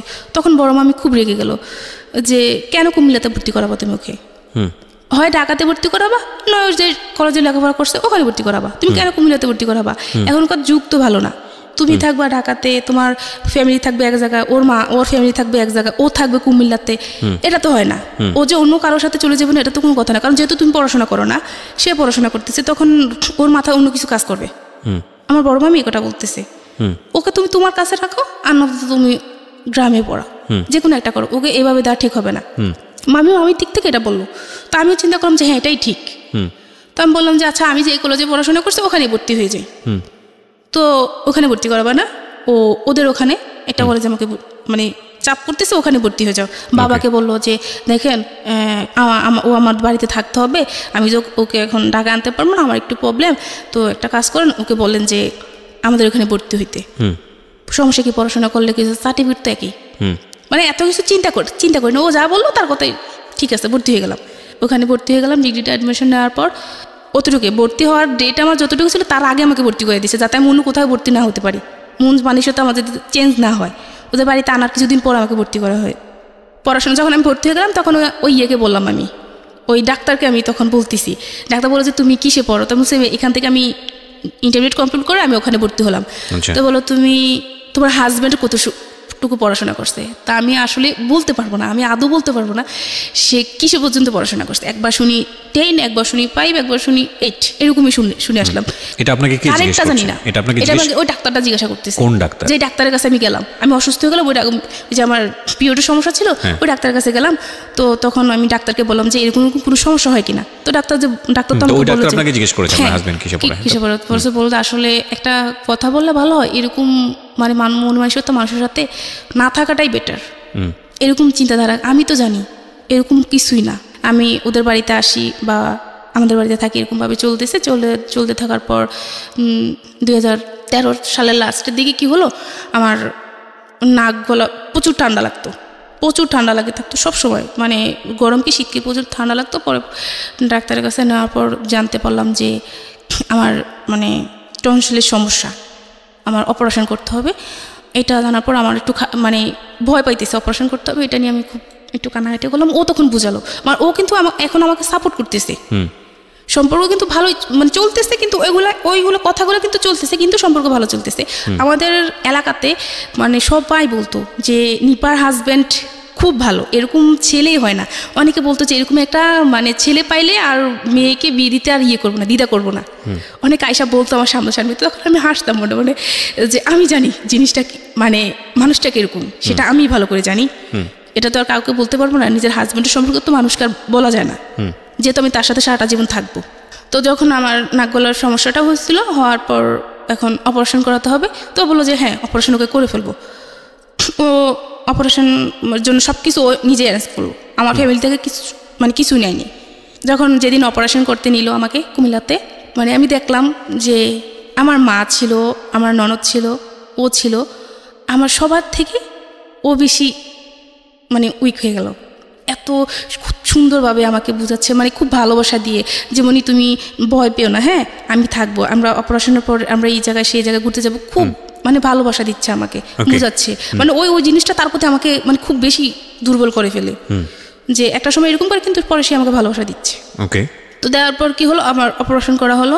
অপারেশন করার পর মোটামুটি ভালো চলতেছে। চলার পর 14 সাল চলতেছে। একদিন আমাকে ফোন দিল ঢাকা আসার জন্য। বাড়িতে যেত না ঠিক মতো, বাড়িতে যেতে বলতে বছরে 3 বার যেত, গ্রামের বাড়িতে বছরে 3 বার যেত, আমাকে আনতো মাঝে মাঝে। তো একদিন ফোন দিল যে তুমি আসো, বাড়িতে আসো, ওই ঢাকায় আসো, আসলে বাড়িতে গেলে তো আমার অনেক খরচ, তুমি আসলে আমরা দুজন ভালোভাবে সময়টা কাটাতে পারবো, এটা ভালো হবে না? তুমি সে হ্যাঁ এটা তো ভালো হবে। এটা বলার পর আমি আসলাম, ঢাকায় আসলাম। ঢাকায় আসার পর বললো যে আমাদের বিয়ে তখন 3-4 বছর হয়ে গেল। তো বললো যে চলো আমরা করি, কোনো বেবি হচ্ছে না তখন। তো বললো যে চলো আমরা নামাজ পড়তে যাবো, হাইকোর্ট মাজারে নামাজ পড়তে যাবো। আচ্ছা। তো আমি বললাম যে হ্যাঁ এটা তো খুব ভালো কথা, আসো যাই। তো দুজন মিলে নামাজ পড়লাম, নামাজ পড়ে আসলাম। তো ও আমাকে বললো যে তুমি কিছু চাইওয়ালার কাছে, আমি কিছু চাইবো আল্লাহর কাছে। তো আমাকে বললো যে আমি বলবো না, কিন্তু তুমি বলতে হবে তুমি কী চাইছো আল্লাহর কাছে। তো এটা বলার পর আমি কি করলাম, যাক আসলাম, নামাজ পড়ে আসলাম। আসার পর এখন বাহিরে বসে একটা ফুচকা দোকানে বসলাম। বসার পর বললো যে তুমি কি চাইছো আল্লাহর কাছে। আমি বললাম যে বলবো। বলে কি? আমি একটা বেবি চাইছি আল্লাহর কাছে, যে আমার একটা বেবির দরকার, অনেক দিন তো হয়ে গেলো বিয়ে হলো, এখন আমার একটা বেবির দরকার। তো আর কিছু চাইতে পারলো না, শুধু বেবি চাইতে গেলা। তুমি চাইতে আমার যাতে ভালোভাবে ইনকাম করতে পারি, আমার টাকা পয়সা হোক, তারপরে তোমার বেবি। তোর মানে বেবি এখন নিতে পারবো না, আমার পক্ষে সম্ভব না এখন বেবি নেওয়া। বললো কি বললো এটা? পরে বলে যে শোনো আমি একটা কথা বলি, তুমি আমার কথাটা শোনো মনোযোগ দিয়ে, এটা করলে ভালো হবে আমাদের। তো বললাম কি? পরে বলে যে আমি তোমাকে ঢাকায় রাখার পর আমি তোমাকে বিভিন্ন হোটেলে দিয়ে আসবো, দিয়ে আসার পর মানে তুমি করে টাকা ইনকাম করবা। কি বলেন এসব? মানে হঠাৎ করে একটা লোক আপনাকে এই ধরনের কথাবার্তা বলবে? এটা বলতেছে যে এরকম মানে ইনকাম করব, তারপর আমাদের অবস্থা ভালো হলে তারপর আমরা যে বেবি হচ্ছে না ডাক্তার দেখালে বেবি হয়ে যাবে। এটা বিশ্বাস করার মতো কথা না, কিন্তু ঠিক এটাই করছে আমার সাথে। তো আমি বললাম যে কি বলো এটা? পরে বলে যে হ্যাঁ কিছু হবে না, এটা শুধু তোমার আর আমার মাঝে থাকবে। আসো আমরা তো নামাজ পড়ে আমরা করবো যে আমরা কখনোই এই কথাগুলো আমাদের মাঝে থাকবে। যখন একটা সময় আমাদের সব কিছু হয়ে যাবে তখন আর হবে না, মানে এগুলো বন্ধ করে দেবো, তখন আমরা ভালোভাবে চলতে পারবো। টাকা পয়সা যখন হয়ে যাবে আমি ভালো একটা বিজনেস করবো। ইলেকট্রনিক্সের কাজ করতো, ভালো ইলেকট্রনিক্সের। ওকে পয়সা কড়ির অভাব ছিল? বিয়ে হওয়ার পর আস্তে আস্তে আর কি, প্রথম যখন জানলাম টাকা পয়সা ভালো ছিল, কিন্তু পরে বুঝতে পারলাম যে ওর টাকা পয়সা আসলে তেমন নাই। আচ্ছা, তখন পড়াশোনার খরচ কে দিত? পড়াশোনার খরচ বলতে ভর্তি হওয়ার পর তার পড়াশোনা করতে পারিনি। ওই কলেজে 2-3 বার। আপনার জামাইয়ের সঙ্গে থাকতেন না ওই সময়টা? না, আমি ওদের বাড়িতে থাকতাম, আমাদের বাড়িতে থাকতাম, ঢাকায় থাকতাম না। তো যখন ও এটা বললো, আমি বললাম যে কি বলো এটা কিভাবে সম্ভব? আল্লাহ, তুমি নামাজ পড়ে আয়সা এখন এটা বলতেছো? পরে বলে যে আরে কি হয়েছে, সমস্যা নেই, তোমার আর আমার মাঝে তো থাকবে, এটা তোমার আর আমার মাঝে থাকবো। আমি না, আমি এটা পারবো না। তো বাসায় গেলাম, বাসায় গিয়ে আসতে এই কথাটাই বললো যে আমি নিয়ে আসবো, তো করো। না, আমি এটা পারবো না, তুমি যাই করো না কেন, আমি এটা পারবো না, আমাকে বাড়ি পাঠিয়ে দাও, আমি বাড়ি চলে যাবো। ওকে, আল্লাহর ভয় করো, আমরা মরলে কি করবো, এটা তুমি কি ধরনের কথা বলো? এটা বলে অনেকবার বোঝানোর পর তো বলো যে আচ্ছা ঠিক আছে, ওখানে ঠিক আছে। পরের দিন আমি বাড়িতে চলে গেলাম, কাউকে কিছু বললাম না এটা নিয়ে। বাড়িতে চলে গেলাম। বাড়িতে চলে যাওয়ার পর কি হলো, একদিন আমি ঘরে শুয়েছি, গোসল করে এসে শুয়েছি। তো আমার ছোটো দেবর কোথায় থেকে যেন আসলো, আয়সা মানে হঠাৎ করে এসে আমার গালে একটা করলো, করার পর আমি লাফ দিয়ে উঠলাম। লাফ দিয়ে উঠার পর বললাম যে তুমি এটা কী করলা, তুমি এটা কী করলা, এটা কি তোমার উচিত হয়েছে? আমি সবাইকে এখন বলে দেবো। তো বললো যে ভাবি কাউকে কিছু বললেন না। এখন মানে আমি চিন্তা করতেছি কী করবো, ওকে বলবো না আমার শাশুড়িকে বলবো। এর আগেও মানে করতো, আসতো বসতো কাছে বা জড়িয়ে ধরার চেষ্টা করতো, বলছে এগুলো করো না, এগুলো ভালো না, আমি মাকে বলবো, এরকম বলতাম। আর হঠাৎ করে তো ওই দিন সে আমার সাথে সেই কাজটা করলো। করার পর কী করলাম, আমি মানে কাউকে কিছু বললাম না আর, মানে ভাবতেছি কী করব। তো কাউকে কিছু না বলার পর আমি আমাদের বাড়িতে চলে আসলাম। এখন ও বলতেছে কি যে আমি ওদের বাড়িতে যেতে পার। যাওয়ার পর বললো যে আমি যাব না। কেন যাব না, খুব ঝগড়া হচ্ছে এটা নিয়ে, যাব না। পরে বললাম যে কেন যাবো আমি তোমাদের বাড়িতে, তোমার ভাই এই কাজ করছে আমার সাথে, এখন আজকে সে এটা করলো, অন্যদিন যে সে অন্য কিছু করবে না সেটা কোনো মানে শিওর তুমি দিতে পারবা? এটা আমার বাবা শুনলো, আমার কাকা তখন এটা শুনলো। শোনার পর কি করলো, আমার কাকা তখন খুব রাগ করলো, ও যে আমি মেয়ে বিয়ে দিছি একজনের কাছে, আমার মেয়ের সাথে এরকম কেন হবে, আমি এখানে মেয়ে দিব না, এখানে যত কিছু হোক আমার প্রয়োজনে যা করা লাগে আমি আমার মেয়েকে নিয়ে আসবো, আমি এখানে মেয়ে দিব না। এটা বলার পর ও শুনলো এগুলা, বাবা যখন এগুলো বললো ও শুনে ফেললো, ফোনের অপর প্রান্তে ওগুলো শুনে ফেলার পর এখন ও বোঝালো যে থাক, যা হওয়ার হয়েছে তুমি বাড়ি চলে যাও, থাক এরকম করো না, মরি না, ভালোবাসা দিয়ে কথা বললো, ভুলে গেলাম ওদের বাড়িতে চলে গেলাম। এখন ওই যে বাবা এগুলো বললো, বাবাকে নিয়ে ওর চিন্তাধারা অন্যরকম হয়ে গেল। আচ্ছা, এখন আমাদের বাড়িতে আমাকে যেতে দিবে না। যখন বলতাম যে বাবার বাড়িতে যেতে, তখন যেতে দিত না, কেন দিবা না, এই না সেই না, এটা বলতাম, বলতে যাওয়া লাগবে না, এই না সেই না। আবার যেতাম, গেলে মানে ফোন দিত, যদি 1 মিনিট লেট হইতো ফোন রিসিভ করার জন্য তখনই ধরতো, কার সাথে ছিলা, ফোন ধরলা না কেন, রাতে ফোন যদি দিত, যদি আমি ঘুমিয়ে থাকতাম ধরতো দেরি হতো, তো মানে ডাইরেক্ট এগুলো বলতো যে কয়জনের সাথে ছিলা, এই সেই। তোর বাবা মা, যেহেতু বাবার বাড়িতে আসতে চাইতাম, তো বলতো তোর বাবা মা কি তোকে ব্যবসা করার জন্য কি তোকে নিয়ে আসছে কিনা। তারপর গালাগালি করতো, হ্যাঁ, খুব অকথ্য ভাষা গালিগালাজ করতো। আমি চাইতাম যে না, ওদের বাড়িতে থাকবো না, আমি আমার বাবার বাড়িতে থাকবো, ওখানে থাকলে ভালো লাগে, ওখানে ভালো লাগে না। তখন কি হলো, তো ও সন্দেহ করতে শুরু করলো যে আমার বাবার সাথে, যে তোর বাবার সাথে তোর অবৈধ কোনো সম্পর্ক আছে। কি বললো, উনি আমার বাবা, মানে বাবা কি, তোর কাকা, তোর তো আপন বাবা না, ভেরি ভেরি ইনটলারেবল, তোর তো আপন বাবা না। তখন ভাইয়া মানে এটা শোনার পর যে আমি কোন পর্যায়ে ছিলাম আমি জানি না। আমার বাবা এরকম একটা মানুষ ছিলেন যে এত ভালো ছিলেন। আমার কি হয়েছিল, একবার কি হয়েছিল, মা ভাই বোন কেউ ছিল না বাসায়, শুধু আমি ছিলাম। আমি খুব অসুস্থ হয়ে গেছি, আমার পানির দরকার, বাবা পানি নিয়ে দরজার অপর প্রান্তে দাঁড়িয়ে আছে, আমার রুমে ঢুকে না যে আমি কোন অবস্থায় আছি। 10 মিনিট থাকার পর বাবা বললো কি, মা পানি নিবি না? তখন এসে আমি নিলাম। সেই বাবাকে নিয়ে সেই ধরনের কথা বললো। তখন আমি আমার পক্ষে আর পারতেছি না। তখন আমি আমার দাদুর কাছে বললাম যে দাদি এই হচ্ছে, এখন কি করব। দাদি তো খুব করতেছে, হায় রে, আমার ছেলে শুনলে কি হবে, এটা আমার ছেলে এত কষ্ট করলো আমার নাতিদের নিয়ে, সেই ছেলেটা এখন জীবনের এই পর্যায়ে আসা এরকম কথা শুনতে হচ্ছে। মানে খুব কান্নাকাটি করতাম তখন, মানে হায় রে কান্না, কাউকে বুঝতে দিতাম না ফ্যামিলিতে, কিন্তু রাতের পর রাত কান্না করতাম। তো এরকম হওয়ার পর 2015 সালের দিকে আমার ছোটো বোনের একটা প্রবলেম হয়েছিল, যে বিয়ে দেওয়া হয়েছে, বিয়ে দেওয়ার যাই হয়েছে সমস্যা, 2-3 দিন পর ওকে নিয়ে আসা হলো। নিয়ে আসার পর এই যে সময়টা, যে তারপর সেকেন্ড আবার বিয়ে হওয়ার যে সময়টা 4-5 মাস, ওই সময়টা যে সে আমার সাথে কীভাবে আচরণ করতো ভাইয়া, মানে তা বলে বোঝাতে পারবো না। এত বাজে বিহেভ করতো, কিছু হলে বলতো তোকে আমি দিয়ে দেবো, তোকে আমি রাখবো না, তোকে আমি দিয়ে দেবো, এরকম আচরণ করতো, খুব বাজে বিহেভ করতো। একদিন হয়েছিল কি, ওরও ছোটো বোনের বিয়ে হয়েছিল, হওয়ার পর ও ছোটো বোনের শ্বশুরবাড়িতে বিভিন্ন দিতে হবে, ঈদের টাইমে তো উপহার হিসেবে কাপড় চোপড় দিতে হয়, তো সেই জন্য আমাকে ঢাকায় আনলো, মার্কেটিং করতে হবে, তো এই জন্য ঢাকায় আনলো। তখন কি করলো, ওর নতুন একটা বিজনেস শুরু করলো, এই যে ড্রেসে যে এমব্রয়ডারি করা হয়, যে ইলেকট্রনিক কম্পিউটারে যে ইয়েগুলো আছে না, এমব্রয়ডারি মেশিনগুলো আছে না, ওগুলো আর কি ও নিল, কারখানা করলো, এমব্রয়ডারি কাজ করতেছে। ওর বললো যে ঢাকায় আসলাম, ওনাদের জন্য ড্রেস নিব, তো আমাদের ফ্যামিলিতে আবারও সেই সমস্যা, আগের মতো সমস্যা। তো এখন আমার হাজব্যান্ড ওর বোনকে বলতেছে যে ভাই আমার শ্বশুরবাড়ি থেকে কাকে দেওয়া যায়, তো বললো যে একাকে দিস, আমার মাকে বললো যে ওর মাকে একটা দিস, ওদের ফ্যামিলিতে তো একটা সমস্যা, ঈদে তো কিছু নিতে পারবে না, ভাইদের অনেক সমস্যা, এখন ওদেরকে একটা দিস। তো ফোন রাখার পর বললাম যে দিবা ঠিক আছে, একজনকে গিফট করবা সেটা ঠিক আছে, কিন্তু তুমি এটা মানে এইভাবে বলবা কেন যে নিতে পারবে না, তাহলে তো এটা করোনা করা হয়েছে, আমার মাকে দিতে হবে না, তোমাদের কিচ্ছু দিতে হবে না। এটা নিয়ে মানে ওর সাথে আমার মোটামুটি ঝগড়া শুরু হয়ে গেছে। ঝগড়া শুরু হয়ে যাওয়ার পর আমি একটা পর্যায়ে বললাম যে তুমি আমাকে এখন মার্কেটে নিবে না, মানে মার্কেটে যাওয়ার জন্য রেডি হচ্ছে, তুমি আমাকে এখন মার্কেটে নিবে না। যদিও তখন মানে এইটা আমার বলা ঠিক হয়নি, আমি এটা বলে ফেলছি যে তুমি আমাকে মার্কেটে নিবে না, এই জন্য আমার সাথে এরকম করতেছো, ঝগড়া করতেছো। তো প্রথম তো ইয়েটা আমিই শুরু করলাম। ওইটা বলার পর আমি যদি না বলতাম তাহলে এটা হতো না।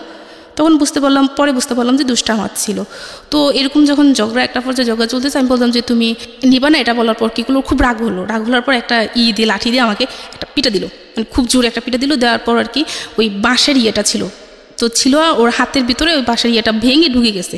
ওরও রক্ত বের হচ্ছে, আমারও রক্ত বের হচ্ছে, খুব রক্ত বের হচ্ছে। এখন আমার যে রক্ত বের হচ্ছে আমার ওটা খেয়াল নাই, ওর রক্ত বের হচ্ছে, আমার ওটাই মাথায় কাজ করতেছে, ওর রক্ত বের হচ্ছে। মানে ওরে আমি ঝরাই ধরতেছি, তোমার হাতে রক্ত বাড়া করতেছি, দেখো আমি ওষুধ দিয়ে এসে, মানে ও তো আমাকে তখন ফেলে দিচ্ছে, ঝাড়া দিয়ে ফেলে দিচ্ছে যে না সর, তোর লাগবে না, এই না সেই না।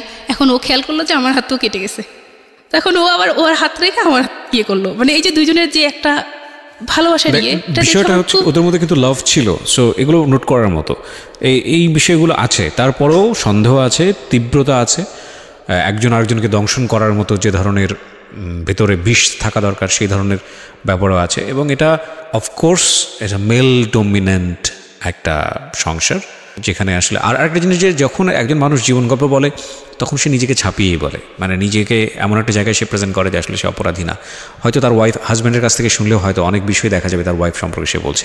তো সেটাও একটু ভাবার বিষয় আছে। সব কিছু মিলিয়ে আপনারা ভাবেন আমরা একটা আলটিমেট একটা মেসেজ নিতে চাই, দেখা যাক কতদূর সেটা আমরা পেতে পারি। হ্যাঁ বলেন। তারপর মানে এরকম চলতেছিল, তো চলার পর খুব মানে ভালোবাসা মারামারি করে বাড়িতে আসার পর ও আসলো। ঈদে আসার পর কি হলো, বোনের হাজব্যান্ড বোনসহ আমাদের বাড়িতে, আমার শ্বশুর বাড়িতে আসলো। আসার পর আমি আমার দেবরের সাথে কথা বলতেছি, ও আমাকে চা চাইছিল যে আমাকে চা দাও, তো তুমি দাঁড়াও আমি দিচ্ছি।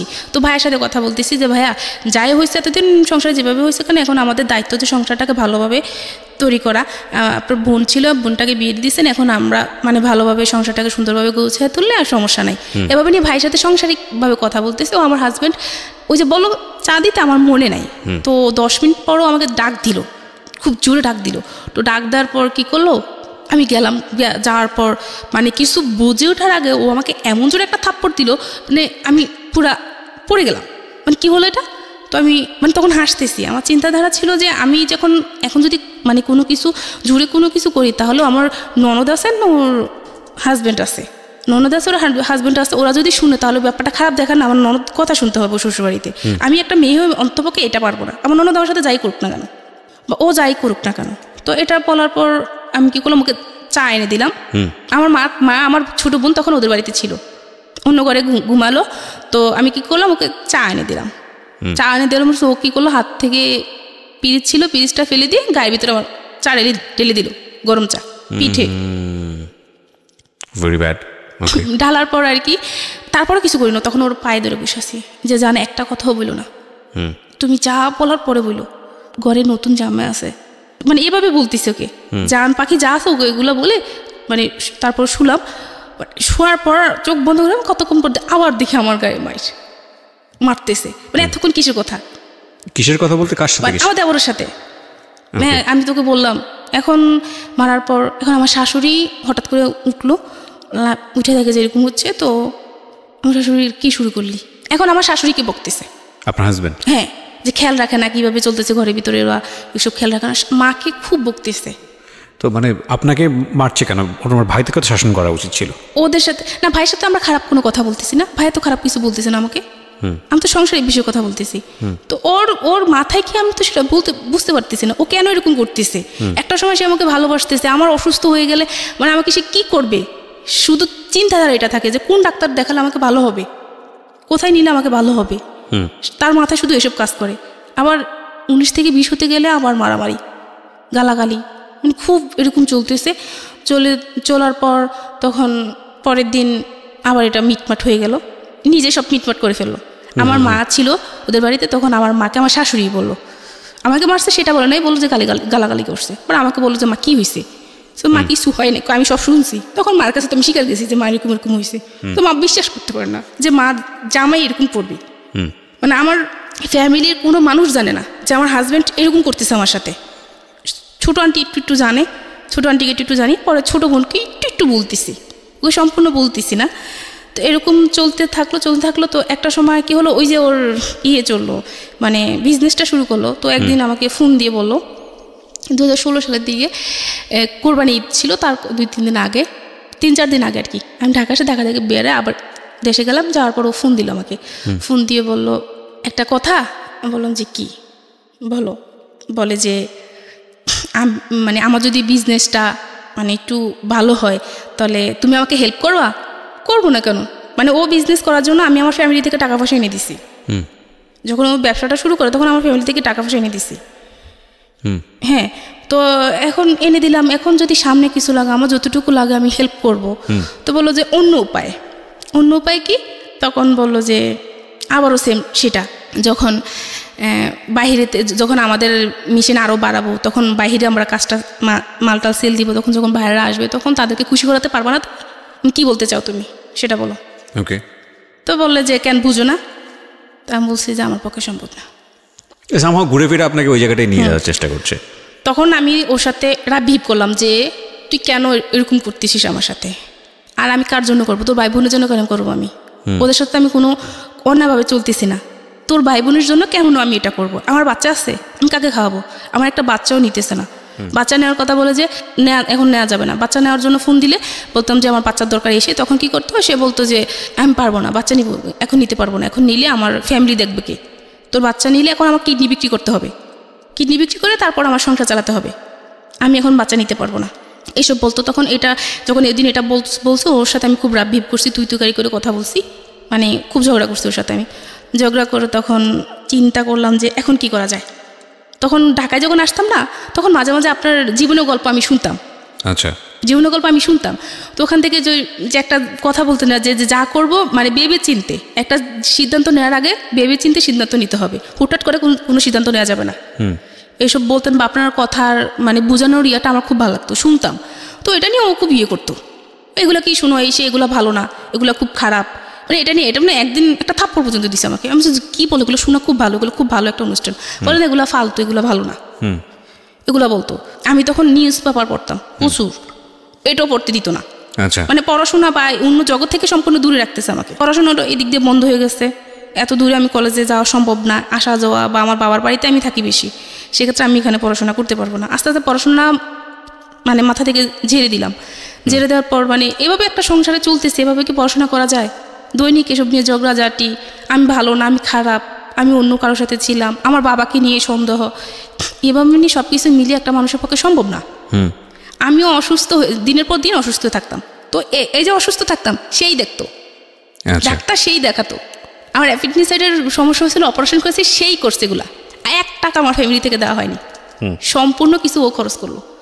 তখন ভাবতাম যে সে আমাকে ভালোবাসে, আমি তাকে ভালোবাসি, তাকে ছাড়া আমি একটা মিনিটও চিন্তা করতে পারতাম, মানুষটা ভালো, হয়তো বা তার সমস্যা কিছু। তখন আমি আমার ননদকে বললাম যে তোমার ভাই তো এরকম করতেছে। মাকে বললাম যে মা, আপনার ছেলে তো এরকম করতেছে, একটা কাজ করেন, আপনার ছেলেকে একটা ডাক্তার দেখান, একটা ডাক্তার দেখালে তার ভালো হবে, সে যে এরকম করতেছে একটা ডাক্তার দেখালে খুব ভালো হবে। আর তো ওর আবার মাঝে কি শারীরিক একটু সমস্যা ছিল, তো আমার কথা হচ্ছে যে সমস্যা দিচ্ছে সমাধান করবে সে। আচ্ছা, আমার সবসময় এটা মনে হতো। তো ও বলতো যে আগে পায়া তুমি এখন আছো, এই জন্য খুশি, কোনো সমস্যা নেই, মানে ও এটা ভাবতো। কিন্তু আমার কথা হচ্ছে যে আল্লাহ সমস্যা দিচ্ছে, আল্লাহ সমাধান করবে, তুমি ডাক্তার দেখাও। আপনি মানে প্রবলেমটা আসলে কার ছিল, আপনাদের হাজব্যান্ড ওয়াইফের মধ্যে, যে বেবি না হওয়ার প্রবলেমটা? বেবি না হওয়ার জন্য তো কোনো ডাক্তারই দেখানো হয়নি, কিন্তু বেবি তো আপনারা হচ্ছে না, তো বেবি চাচ্ছেন, ঠিক আছে, তো আপনারা আমি চাচ্ছি, ও চাচ্ছে না। তো একবার যেহেতু আমার পিরিয়ডের সমস্যা, আবারও আমি ঢাকাতে একটা মহিলা ডাক্তার দেখালাম। তো দেখানোর পর ওখানে মহিলা ডাক্তার একটা ওষুধ দিল আমাকে, এই ওষুধটা খাবেন, ওই ওষুধটা খেলে তারপর হাজব্যান্ড ওয়াইফ একসাথে থাকলে বেবি হবে ইনশাল্লাহ। কিন্তু আমার হাজব্যান্ড ওই ওষুধটি আমাকে কিনে দেয়নি। আমি বললাম এই ওষুধটা কিনো, কেন কিনবো, তো বেশি কথা বলবা না, তারপর ওকে, ঠিক আছে। এরকমভাবে চলতেছে। পরে চলার পর যখন ও আমাকে এটা বললো, তখন সিদ্ধান্ত নিলাম যে না, আর সহ্য করা যায় না। তখন একটা কাজ করি, যে এই যে সে যে আমার সাথে এরকম করতেছে, তো আমাকে যা করতে হবে ভেবে চিন্তে করতে হবে। বোকা তো মানে বোকার মতো এতদিন সব কিছু সহ্য করছি, আমাকে এখন প্রমাণ করতে হবে যে আসলে সে মানুষ খারাপ, সে ভালো না, সবার কাছে সে অনেক ভালো একজন মানুষ, তাকে আমার প্রমাণ করতে হবে যে সে মানুষ ভালো না। তখন যখন যেদিন কোনো একটা বিষয় নিয়ে ঝগড়াঝাটি গালাগালি শুরু হয়ে যেত, 19 থেকে ফোন দিতে ধরতে একটু দেরি হতো, তো এই শুরু হয়ে যেত, তখন আমি আমার বোনকে শোনালাম, আমার মাকে শোনালাম, বাবা তো আগে থেকেই বুঝতে পারলো, শোনালাম, সবাইকে শোনালাম, সবাই মোটামুটি বুঝতে পারতেছে যে আমার হাজব্যান্ড খারাপ। তো এটা জানার পরে কি হলো, আমি ঢাকাতেও আস্তে আস্তে আমার বড় মামি বা আমার মামাতো বোন টুন হোক, আমার মেজো মামি, সবাইকে মোটামুটি আমি জানালাম, সবাই মোটামুটি দেখলো, বুঝতে পারলো, সবাই বুঝতে পারলো যে ও আসলে মানে মানুষ হিসাবে বেশি ভালো না। এতদিন মানে ও মুখোশ পড়া ছিল, কিন্তু আসলে সে মানুষ ভালো না। এরকম করার পর কিন্তু ও যে আমার সাথে ওগুলো প্রপোজ করতেছে, ওটা শুধু আমার ছোটো বোনকে বললাম আমি, যে মনি এরকম তোর ভাইয়া করতেছে আমার সাথে। ছোটো বোনটার বিয়ে হয়ে গেছে, তার বিয়ে হয়ে গেছে, তো তখন বিয়ে হয়ে যাওয়ার পর ছোটো বোনটাকে বললাম যে তোর ভাইয়া তো আমাকে এগুলো বলে। তখন ও বললো যে আপু তুই একটা কাজ কর, তুই যাইস না, ভাইয়ের কাছে যাইস না, এভাবে মানুষের জীবন চলে না, তুই যাইস না, কত সহ্য করবি তুই, আর কত সহ্য করবি। এটা বলার পর আমি সিদ্ধান্ত নিলাম যে আস্তে আস্তে সব কিছু মানে ওর কাছ থেকে আমার দূরে সরে যেতে হবে। কিন্তু এখন ওই যে আমি আমার ফ্যামিলির পক্ষ থেকে ওর জন্য যে আমি ফ্যামিলি থেকে টাকা পয়সা আনলাম, ওটা তো আমার দিতে হবে। তার আগেও সে টাকা পয়সা আনছে, ওই টাকাটাও এখনো দেওয়া হয় না। আমার নিজের রিক্সে যেটা আনলাম, আমার নিজের রিক্স নিয়ে মামির কাছ থেকে টাকা নিলাম, সেই টাকাটা তো আমাকে তাকে দিতে হবে। সবার টাকাটা বাদ যাক, আমি তো মামির টাকাটা নিতে হবে। তো এই কটা দিন আমি তার সাথে ভালো বাবু খাটে টাকাটা উঠে এনে তারপর আমি যা করার করবো, সবাইকে তখন জানাবো। এটা হওয়ার পর আমি কি করলাম যে চলতেছি। এখন ও ফোন দিত না, এখন একটা পর্যায়ে কী হয়ে গেল, ঠিক মতো ফোন দিত না। এই যে ঝগড়াঝাটি এসব চলতেছে, একটা সময় সে আমাকে ফোন দিত না। তো ফোন দিত না, তখন খারাপ লাগতো, ভালোবাসার মানুষটা ফোন দিচ্ছে না, মানে খুব খারাপ লাগতো। তো তখন আমি ফোন দিতাম যে জান তুমি ফোন দিচ্ছ না কেন? তো বললো যে তোর রূপ আছে না গুণ আছে, তোর কোনটা আছে যে তোর সাথে আমি কথা বলবো? তোর রূপ আছে না গুণ আছে, কোনটা নিয়ে কথা হলো তোর সাথে? এটা বলার পর নিজের কাছে একটু খারাপ লাগলো।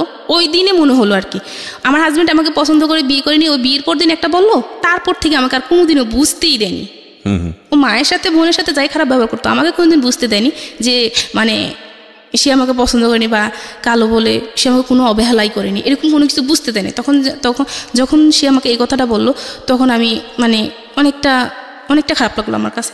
তো খারাপ লাগার পর আমি আমাদের বাড়িতে আসলাম, আসার পর মাকে বললাম যে মা এরকম মানে আপনার জামাই তো এই কথা বলতেছে আমাকে। তো বলার পর মা বলে যে মানুষটা বর্তমানে কত কিছু ব্যবহার করে, তুই সব ব্যবহার কর, তুই দেখবি ফর্সা হয়ে যাবি। মা এইগুলো কী বললেন, এগুলো তো ঠিক না, কয়দিন ব্যবহার করবো কালো হয়ে যাবে আবারও। তো মা কী করলো, একজনের কাছ থেকে পরামর্শ নিয়ে দে তুই ব্যবহার করে এগুলা, তাকে এগুলো ব্যবহার করা শুরু করলাম। মোটামুটি মানে ভালো ফলও পাচ্ছি। তো এখন কি হলো দেখতেছি না, মানে ওর চিন্তাধারা এখন এরকমই, কোনো কিছু তো হইলে বাবাকে নিয়ে সন্দেহ। আর ওই যে ওইটা বললাম, ওইটা এখন আপাতত তো হওয়ার পর আমি ঢাকায় আসলাম, একবার ঢাকা বেড়াতে আসলাম। আসার পর ও বলতেছে দেখো আমার মানে ওর সমস্যা, ও সেটা প্রকাশ করেনি বা বলতে চায় না। বলে চলো আমরা একটা কাজ করি, যে আমরা 2-3 মিলে কিছু করি। কি করবা? তোমরা বলো 2-3 মিলে কিছু করি, এটা তো মজা পাওয়া যাবে। এমনিতে ডাইরেক্ট বলতেছে, তুমি যেগুলো বলতেছো আমি তো এগুলো সবাইকে বলে দেবো, আমি তো আর ভিতরে রাখবো না এগুলা। তো তুই বললে সমস্যা কি, কোনো সমস্যা আছে আমার? তোকে কে বিশ্বাস করবো? সবাই তো আমাকে বিশ্বাস করে, কেউ জানলে আমি জীবনও এটা করবো না। আমি বলবো তুই মিথ্যা কথা বলস। তো ওখানে আমি চিন্তা করলাম যে কথাটা ঠিক, কারণ ওকে সবাই খুব ভালোভাবে বিশ্বাস করে, ও এরকম মানুষে না, এরকম সবাই চিন্তা মানে করবে। এটা বলার পর তখন আমি ভাবলাম যে কি করা যায়, এখন কি করা যায়, না আর যাবো না। তখন ডিসিশন নিলাম যে আর না আর যাবো না। তখন বাড়ি আসলাম, বাড়ি আসার কিছুদিন পর আবার ঈদ ঘনিয়ে আসলো। ও ঈদের সময় বাড়িতে গেল। বাড়িতে যাওয়ার পর দেখলাম যে একজন একভাবে, ও ওর মতো চলতেছে, আমি আমার মতো চলতেছি, মানে দুজনের প্রতি ওই কোনো ভালোবাসা, কোনো কিছু আগ্রহী নাই। মানে আমার দিক থেকে আগ্রহটা মোটেই নাই। আমার দিক থেকে আমি আগ্রহটা অনেকটা কমিয়ে দিয়েছি, যে না এই লোকটার সাথে আমি আর কোনোভাবে সম্পর্ক মানে সামনে আর আগাবো না। যে লোকটা মানে আমার সাথে এরকম করতেছে, করার পরে কি হলো, আমি ওর সাথে কি নিয়ে জানি খুব ঝগড়া হলো আমার সাথে। ঝগড়া হওয়ার পর আমি বাবার বাড়িতে চলে আসলাম ঈদের টাইমে। চলে আসার পর এখন ডিসিশন নিলাম যে আমি আর যাবো না, ওর ভাত আর খাবো না, এরকম চিন্তা করে সবাইকে বলে দিলাম। তো সব বলে কি হয়েছে, বললাম এরকম করতেছে, আমার পক্ষে সম্ভব, আমি তো একটা মানুষ। এই যে এত কিছু হচ্ছে ওর সাথে আমার সাথে, ওর ফ্যামিলির প্রতি কখনো আমার কোনো কোনো কিছু আমার কমতি নাই, তাদের সাথে আমার যা করা দরকার তাই করতেছি। আর এরকম করতে তারপর আমি কী করলাম, বাবার বাড়ি চলে যাওয়ার পর তো আমার বড় মামির সাথে কথা হলো যে এরকম চলে আসবো। তো মামি বললো যে আচ্ছা ঠিক আছে, তুই একটা কাজ কর, তুই ঢাকায় চলে আস। ঢাকায় এসে কদিন থাকা আমাদের এখানে, মানে ওনার তো সবার চিন্তাধারা ছিল কদিন ঢাকায় থাকলে মন মানুষ তো আস্তে চেঞ্জ হয়ে যাবে। রাগের সময় তো মানুষ এরকম হয়। তো ও ওদের বাড়িতে ছিল, আমি তখন ঢাকায় চলে আসলাম। ঢাকায় চলে আসার পর ওর সাথে আমার সাথে যোগাযোগ, একদিনে 2 দিন ফোন দিয়েছিল, বলছিলাম যে তুই আমার ফোন দিবি না, মানে তুই তুকারি করতাম তখন, তুই আমার ফোন দিবি না, তোর সাথে আমার কোনো কথা নেই, আমি তোর ভাত খাবো না। এ বলে ওর সাথে ফোন রেখে দিলাম। রেখে দেওয়ার পর ওর সাথে আমার সাথে কোনো যোগাযোগ নেই। তো মামার বাসায় গেলাম, মামার বাসায় গিয়ে চলতেছে এরকম। মামার বাসায় গিয়ে 18 দিন ছিলাম। 18 দিন থাকার পর আমার চিকুনগুনিয়া হয়েছিল। চিকুনগুনিয়া হওয়ার পর তো আমি যে ডাক্তারের কাছে নিতে পারতেছি না, এত অসুস্থ বা সমস্ত শরীর ব্যথা, তো আমি নামতে পারতেছি না। ওইটা আবার মামার বাসায় যে দারোয়ান উনি দেখছে। তো মামার বাসায় যে দারোয়ান, ওই দারোয়ান আবার ওকে চিনে, আমার হাজব্যান্ডকে খুব ভালোভাবে চিনে। তো চিনার পর ও লোকটা রাস্তা দিয়ে যাওয়ার সময় ওই লোকটা ডাক দিল, যে বললো যে ভাই এরকম ভাবি তো খুব অসুস্থ, ভাবি তো এরকম ঢাকায়, আপনি আসেন নাই যে, ভাবি এরকম অসুস্থ। কী বলেন? বলছে হ্যাঁ, মানে ও তো ওই দিনই জানলো যে আমি ঢাকায়। এরা মাঝে কোনো কারোর সাথে কারো যোগাযোগ নেই, না আমার শ্বশুরবাড়িতে কেউ আমাকে ফোন দিচ্ছে, না আমার হাজব্যান্ড আমাকে ফোন দিচ্ছে। তখন যখন ও জানলো, ও সাথে সাথে আসলো, সাথে সাথে আইসা না ও ফোন দিল। ফোন দেওয়ার পর তখন আমার বড় মাই ফোন রিসিভ করলো, বললো যে আচ্ছা ঠিক আছে তুমি আসো, দেখি কি করা যায়, আসো। এখন ও আসলো। আসার পর তো মানে ও আমায় দেখে আর কি কান্নাকাটি করতেছে, আমি খুব অসুস্থ হয়ে গেছি, ও খুব কান্নাকাটি করতেছে, করতেছে, তুমি এতদিন পর্যন্ত ঢাকায়, অথচ আমাকে জানালা নেই না সেই না। তো আমার তো ওর সাথে খুব রাগ, তোর সাথে আমার কিসের কথা, আমি তোর সাথে থাকবো না, তোর সাথে আমার কোনো কথা নেই। তখন বড় মামি বললো যে এত কথা বলিস না, রুমে আস, বসা কথা বলি, দেখি কি হয়েছে তোদের। তো এটা নিয়ে কী করলো, সবাই মিলে বসলাম, আমি, বড় মামি, ছোটো মামি ছিল, ছোটো মামি আর একটা লোক ছিল, উনি সব বসলাম। তো বসার পর বললাম যে মামি আমার সাথে এরকম করতেছে, মানে এর সাথে কীভাবে আমি থাকি, মানে ওই যে যেটা করতে বলতেছে এটা বলি নাই, শুধু বলতেছি যে সে কাকাকে নিয়ে আমাকে নিয়ে সন্দেহ করে, আমি কিভাবে থাকবো বলেন ওর সাথে। তো এটা বলার পর আমার মামি তখন বলে কি বলে এটা তো, তখন শিখে গেছে হ্যাঁ আমি এটা বলছি, ও এটা করে, মামির কাছে শিখে গেছে এটা যে হ্যাঁ ওটা করে। তখন আমার মামিও পুরো স্তব্ধ হয়ে গেল, সবাই উপস্থিত সবাই স্তব্ধ হয়ে গেল যে ওইটা কি বলে, মানে ফেরেশতা তুলে একটা মানুষের নামে সে কী বললো এটা বলার পর সবার মানে মাথায় ঠিক মতোই গেল যে এই জামাই ভালো হবে না, আর এই মেয়েকে এখানে রাখা যাবে না। তখন এখন সে খুব কান্নাকাটি করতেছে, আমার মামির কাছে যাচ্ছে, আমার পায়ে পড়তেছে, আমার পায়ে ধরতেছে যে তুমি আসো, আমাকে একটা বার সুযোগ দাও, আমি ঠিক হয়ে যাবো, তুমি আসো। তো যখন এই 18 দিন ছিলাম না, তা 18 দিনের মাঝে আমার ফোনে একটা ইমুতে একটা ফোন আসতো, খুব ফোন আসতো। তো লোকটা আমাকে বলতাম যে ফোন দিয়েন না, বা আমার মামাতো বোন বা মামি সবাই শুনতো যে আমি লোকটা খুব বকা দিতাম, আমি ব্লক করতাম, ব্লক হতো না, মানে বুঝতে পারি না ব্লকটা যে প্রোফাইলে গিয়ে ব্লক করলে ব্লক হয় এটা আমি বুঝতাম না, মানে ততটা ছিল না আমার। তো খুব ফোন দিচ্ছে, তখন ও আমাকে বুঝাচ্ছে আসো শোনা এভাবে কেমনে হইব, আসো আমি এখন ডাক্তার দেখাবো, তোমাকেও ডাক্তার দেখাবো, আমিও ডাক্তার দেখাবো, আমরা বাচ্চা নিব, আমরা মানে সংসার করব। তো আমি বললি যে তখন চিন্তা করলাম যে মানুষটা যে এত কান্নাকাটি করতেছে, তাহলে একটা কাজ করি, তাকে বলি যে আমাকে যে সে এত সন্দেহ করে, তাহলে তার কাছে আমাকে রাখো, সে আমাকে গাছতলায় রাখো, গাছতলায় থাকবো, সমস্যা নেই, তার সাথে আমি থাকবো। তো বললাম যে আমি তোমার কাছে থাকবো, আমাকে নিয়ে যে তোমার এত সন্দেহ, তাহলে আমি একা থাকবো না, আমি তোমার কাছে থাকবো, যাতে তোমার সন্দেহটা দূর হয়ে যায়। বলেছে আচ্ছা ঠিক আছে। তো যে রুম ছিল ওই রুম ভালো ছিল, আমি যতটুকু জানি যে রুমটা ভালো, 4তলা রুম আছে, একটা রুম 2 জন মিলে থাকবো, একটা রুম তো 2 জনের জন্য এনাফ, 2 জন মিলে থাকবো, খাবো, খুব ভালো, রাজি হলাম। তো ওকে তখন যখন আসবো তখন আমি ওকে বললাম আর কি যে শুনো আমার ফোনে না মানে একটা নাম্বারে খুব ফোন আসতেছে, তুমি দেখো এটা দেখে আবার তোমার তো আবার সন্দেহবাজ মানুষ, আবার সন্দেহ করো না, এই নাম্বারে ফোন আসতেছে, তুমি আমাকে সন্দেহ করো না, মানে এরকম আমি ব্লক করতেছি কিন্তু ব্লক হচ্ছে না। তো আচ্ছা ঠিক আছে সমস্যা নাই। তো এটা বলার পর ওর কাছে আসলাম, ওর বাসায় নিয়ে আসলো আমাকে, যখন কান্নাকাটি করে সবাই বুঝালো আচ্ছা ঠিক আছে যা, আসলাম ওর বাসায় আসার পর আমার ছোটো বোনের হাজব্যান্ড তখন বাইরে ছিল, তো ফোন দিত, আমার বোনে ফোন দিছিল, কথা বুঝি না আমি, তো কী করলো SMS করলো যে আপু আমি তো কথা বুঝতেছি না, তো আমি রাতে আপনাকে ফোন দিব, এটা SMS করে লিখে দিল যে রাতে আপনাকে ফোন দিব। তো আচ্ছা ঠিক আছে রাতে ফোন দিবে। ওইটা ওর হাতে বললো যে রাতে ফোন দিবে, ওর সাথে তোমার কিসের কথা রাতে? তোমার ছোটো ভাই, কি বলো তুমি? ও ছোটো ভাইরা তো এরকম করে সেরকম করে, মানে আবারও চিন্তাধারা অন্যরকম যে আমার বোনের হাজব্যান্ডের সাথে আমার কী সম্পর্ক, ও কেন আমাকে রাতে ফোন দিবে। এটা নিয়ে আমার গিমজিম এই কয়েক 2 দিন না হতে আবার গিমজিম শুরু হয়ে গেছে, কী যে একটা অবস্থা ঝগড়াঝাটি। তো আমি বুঝাতে লাগলাম যে এরকম করো না, এসব চিন্তা ছাড়ো, এসব চিন্তা ছাড়ো, ভালো হয়ে যাও, ভালো হয়ে চলি, এটা ভালো হবে। আমি একবার চলে গেছি, তারপরে আবার আনছো, এখন আবার এরকম করতেছো না, সে বুঝতেছে না। তখন আমিও খুব রাগ করলাম, রাগ করে ওর সাথে তুই করে আমিও ঝগড়াঝাটি করা শুরু করলাম, কেন এরকম করতেছিস তুই, মানে তুই করে কথা বললাম। তো যাক, ওখানে আবার শান্ত হয়ে গেল, আবার সব ঠিকঠাক। এখন জানি তো যে এই রুমে নিচ্ছে, কিন্তু ও রুমে না, ছোট্ট আরেকটা রুমে, বলতেছে ওই রুমে আমার সব কিছু আছে, এই রুমে আমি থাকবো, ওই রুমটাতে থাকতে ভালো লাগে না, আমি এই রুমে থাকবো। তো একটা কাজ করবো, তো 4তলায় ছিল রুমটা, 2তলায় রুমটা এখন আবার 2তলায় রুম নিচ্ছে, 4তলায় অন্য 2জন থাকে। তো একটা কাজ করো, তুমি 4তলায় গিয়ে রান্না করো। এখন কী হতো, 2তলা থেকে 4তলায় রান্না করতে যেতাম, আবার 4তলা থেকে 2তলা আইসা ঘুমাতাম, মানে এরকম 2তলা 4তলা 2তলা 4তলা চলতো। থাকি না, সমস্যা কি, মানে এটা দেখি না মানুষটা ভালো হয় কিনা। তখন কি হলো, ওই যে বললাম ইমুতে একটা ছেলে আমাকে ফোন দিছিল, তো ওই ছেলেটা একদিন ফোন দিল, ফোন দেওয়ার পর আমি বলতেছি দেখে আমি ব্লক করতে পারতেছি না, তুমি ব্লক করে দাও। আর যেহেতু ফোন দিচ্ছে, ফোন রিসিভ করার দরকার নাই, আমি তো লোকের সাথে কথা বলার কোনো দরকার নাই। তো এটা নিয়ে আবার ঝামেলা শুরু হয়ে গেল। তো ওই লোকটাকে ওই দিনে আমি কীভাবে জানি প্রোফাইলে গিয়ে আমি ব্লক করে দিলাম, শেষ। ওই দিনে ওই কাহিনিটা ওখানে শেষ, এটা নিয়ে ঝগড়া হওয়ার পর ওইখানে কাহিনিটা এটা শেষ।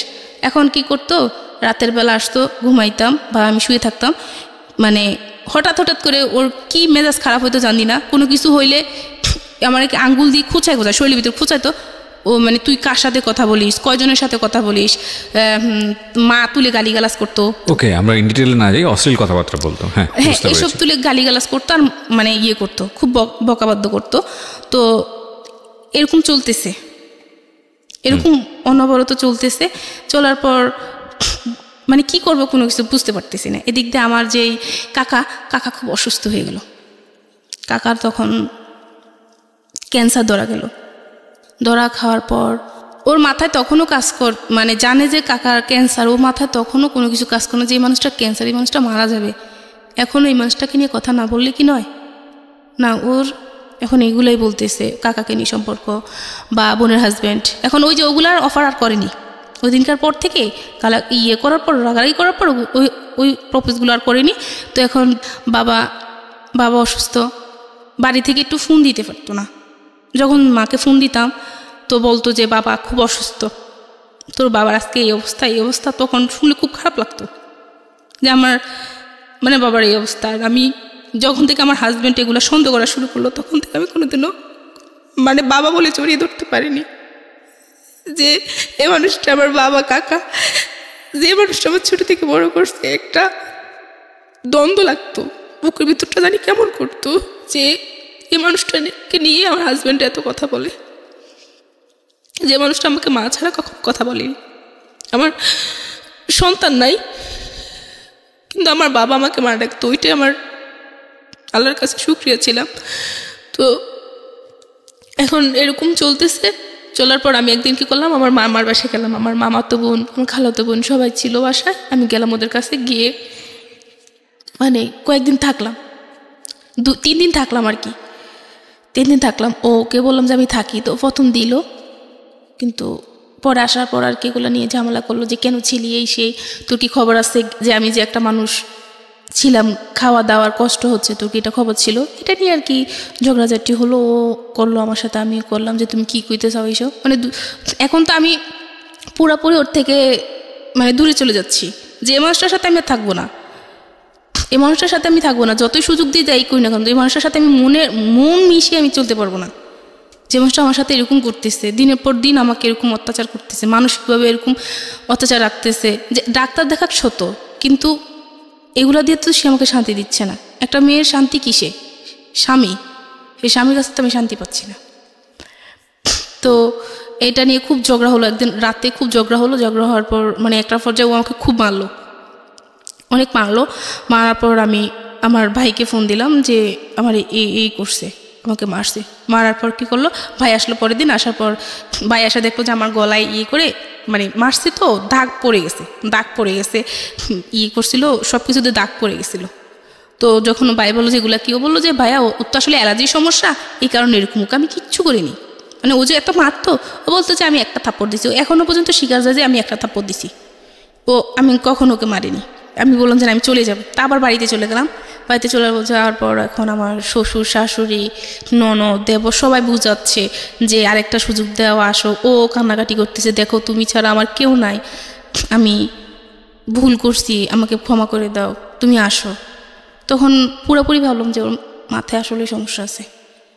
এই যে এই করতেও সমস্যা করে না, আবার এরকম করতেও সমস্যা করে না। আমার শাশুড়িকে ননদকে সবাইকে আবারও বললাম যে ওকে ডাক্তার দেখান। আমি তো দেখাতে পারবো না, আমি দেখাতে গেলে আবার অন্যরকম করবে, ভাববে যে আমি অন্য কিছু করতে চাইতেছি। ওকে ডাক্তার দেখান, ডাক্তার দেখালে ভালো হবে। এটা বলার পর এখন আমার শ্বশুর বলতেছে না, আমরা এই মানে আমি যখন বলতেছি আমি যাব না, আমি যখন বলতেছি আপনার ছেলে এরকম এরকম এরকম করতেছে, মানে যখন গাড়ি গালাসগুলো সব বলে দিচ্ছি যে এরকম এরকম গাড়ি দেয়, আমি কীভাবে থাকবো। পরে উনি বললো, ওকে চাপ দিল যে এই বউকে যদি না রাখিস তাহলে তোকে বাড়িতে উঠতে দেবো না, আমি এই বউকে চাই। তো শ্বশুরবাড়িতে মোটামুটি খুব ভালোই ছিল, শ্বশুর খুব আদর করতো আমাকে। তো এটা বলার পর ও আবার বোঝালো যে তোমার জন্য আমি আবার করবো, মানে বাবার বকা শুনলাম, আইসা যাও। এখন একদিন মেজো ভাই বলতেছে মাকে যে ওকে করেন, পাঠায় দেন। তা আমি বলতেছি না আমি যাবো না। তখন মেজো ভাই বলতেছে ও কেন, কী করবে, না আইসা কী করবে, মেয়েদের জীবন এরকম, এটাই ভাবতে হবে, এরকম করে মানে কতদিন। এখন কিন্তু আস্তে আস্তে মাকে ওসব বললাম, আমি খুলে বললাম যে মা এরকম এরকম করতেছে, ও এরকম এরকম বলতেছে, আমি কিভাবে যাবো ওখানে, কীভাবে থাকবো। তো মা এক মুখে বলে যে যা, আর এক মুখে বলে যে যাইস না, এরকম মানে মা এরকম বলতেছে, কি করবে, মাও ভাবতেছে না। তো এখন আমি সিদ্ধান্ত নিলাম আমি আসবো না ওর কাছে। তখন মা মেজো ভাইকে মা বলতেছে, তো ওর মনে হয় আমার ছোটো মেয়ের সুখটা সহ্য হচ্ছে না, মা এরকম কিছু বলতেছে যে ওর জন্য আমার ছোটো মেয়ের সুখটা নষ্ট হবে। মা যখন এটা আমাকে বললো, তো বলার পর আমি অনেকটা কষ্ট পেলাম যে মা এটা বলতে পারলো, আচ্ছা ঠিক আছে আমি চলে যাই। পরে আবার চলে গেলাম, আবার ঢাকায় চলে আসলাম। আসার পর চলতেছে, তো এর মাঝে একদিন কি হলো, আমি ওর সময় বাড়িতে আসলাম ঈদে। আসার পর আমি যেহেতু একা থাকি, সবসময় একা থাকি, বাচ্চা কাচ্চা নাই, তো সেই ক্ষেত্রে কী করলো, নিজে আমাকে ফেসবুক আইডি খুলে দিল যে এটা চালাও, মন ভালো থাকবে। তো আচ্ছা আমি ফেসবুক আইডি খুলে দেওয়ার পর মানে কারোর সাথে তেমন কথা হতো না, আর কেউ মেসেজ করলো বলে দিতাম যে আমি বিবাহিত, আমার হাজব্যান্ড আছে, মানে বলে দিতাম, তাহলে আর কেউ কথা বলবে না, আর কেউ কথা বললে ফ্রেন্ডলি কথা বলবো, এর থেকে বেশি কিছু না। আমি তো ওকে ছাড়া অন্য কিছু চিন্তা করতে পারি না, ওকে ছাড়া কোনো কিছু চিন্তা করা মানে মনে হয় যে আমি মরে গেছি, মানে এরকম লাগতো আমার কাছে। তো কী হলো, একদিন একটা ছেলের সাথে আমি কথা বলতেছি, হাই হ্যালো বলতেছে যে কেমন আছো কি সে, আমিও বলতেছি ভালো আছি। তো বলার পর ও দেখতেছে, আমি জানি না ও যে দেখতেছে, দেখার পর কি করলো, ও আসলো, পেছন থেকে আসলো, আইসা আমার হাত থেকে ফোনটা নিয়ে গেল। তো আমার কথা হচ্ছে যে ও জানলে এখন এগুলো নিয়ে খুব ভেজাল করবে, কার সাথে কী বোঝে না বলছে সেটা সে বলবে না, সে উল্টাপাল্টা চিন্তাধারা কইরা মানে খুব ভেজাল করবে। তো ওটা ফোন নিয়ে টানাটানি করতেছে, তুমি ফোন দাও, বলছে না তুই কার সাথে কথা বলে তোর ফোন দিব না, তুমি ফোন দাও তুমি। তো বলতেছে না ফোন দেওয়া যাবে না, এটা নিয়ে ওর সাথে আমার সাথে মানে ছেলেটা কে ছিল, ছেলেটা ফেসবুক ফ্রেন্ড। তো আপনি তো জানেন আপনার হাজবেন্ডের এরকম একটা সমস্যা আছে, এরকম সমস্যা আছে, তারপর আমার মাথায় তো কিছু কাজ করতেছে না, মানে ওই যে সময় যাচ্ছিল না, ওই আগে হচ্ছে, তো এখন ফ্রেন্ড আসতে মাঝে মধ্যে নক করতো, মানে অত অবিরত কথা বলতো না। ঠিক আছে, তারপর কি হয়েছে? তো এটা দেখার পর ছেলেটা হিন্দু ছিল, তো জানার পর ও তো চিন্তাধারা অন্যরকম, তো ওর মাকে দেখালো, দেখেন মা ছেলেটা দেখেন আপনার বউ এরকম করতেছে সেরকম করতেছে, এই জন্য তো আপনার বউ চলে যাবে, এরকম চিন্তা করতেছে, ওরে নিয়ে আজকে বসবে, এই করবো সেই করবে, সেই করে নিয়ে মানে আওয়াজ শুরু হয়ে গেলো, মানে গলা টিপি দিয়ে ফেলে দিছিল, মারামারি করতেছে। পরে আমার শ্বশুর এসে ধরলো যে এরকম করতেছিস কেন, দে আমার কাছে ফোন দে, কী হয় দেখবো, আমি দেখবো। পরে এটা নিয়ে আর কিছু বলে নেই, ও চলে গেলো, বাজারে চলে গেল, আবার আসলো, আয়সা বলে ঠান্ডা মাথা বলতেছে, বলো এগুলো কে ছিল, ছেলেদের সাথে তোমার কী সম্পর্ক? আমি জাস্ট ফ্রেন্ড, আর কিচ্ছু না, তুমি শুধু নাম ভুলবে তো না, জাস্ট ফ্রেন্ড, এর থেকে আর বেশি কিছু না। তো বলতেছে না ওর সাথে তোমার অন্য কোনো সম্পর্ক, তো আচ্ছা ঠিক আছে তাহলে ব্লক করে দাও, তাহলে তো হয়েছে। তো আচ্ছা ঠিক আছে ব্লক করে দিছি, ওখানেই শেষ, ব্লক করে দিছি। এখন এটা নিয়েও কী করতো, রাতে এটা নিয়েও কথা তুলতো, বিভিন্ন সময় মেজাজ করা থাকতো যে ওর ফ্যাক্টরিতে ফোন দিত, ওর ভাই থাকতো না ফ্যাক্টরিতে, পাইতো না, তো না পাইলে কী করতো, ওর ভাইকে যদি না পাইতো ওই ঝালটা আমার উপর উঠাইতো, ওর রাগটা আমার উপর উঠাইতো। এটা নিয়ে এরকম ঝামেলা হচ্ছে দিন তারপর আবার ঢাকায় চলে গেলাম। ওই ইয়ের পর তারপর দিন ঢাকায় চলে আসলাম। চলে আসার পর তো এভাবে চলতে থাকার পর 2018 সালের দিকে আমি যখন ওকে বাচ্চার কথা আবারও বললাম, তো বলে যে এখন তো টাকা পয়সা হাতে নেই, টাকা পয়সা হাতে আসুক তারপর আমরা ডাক্তার দেখাবো।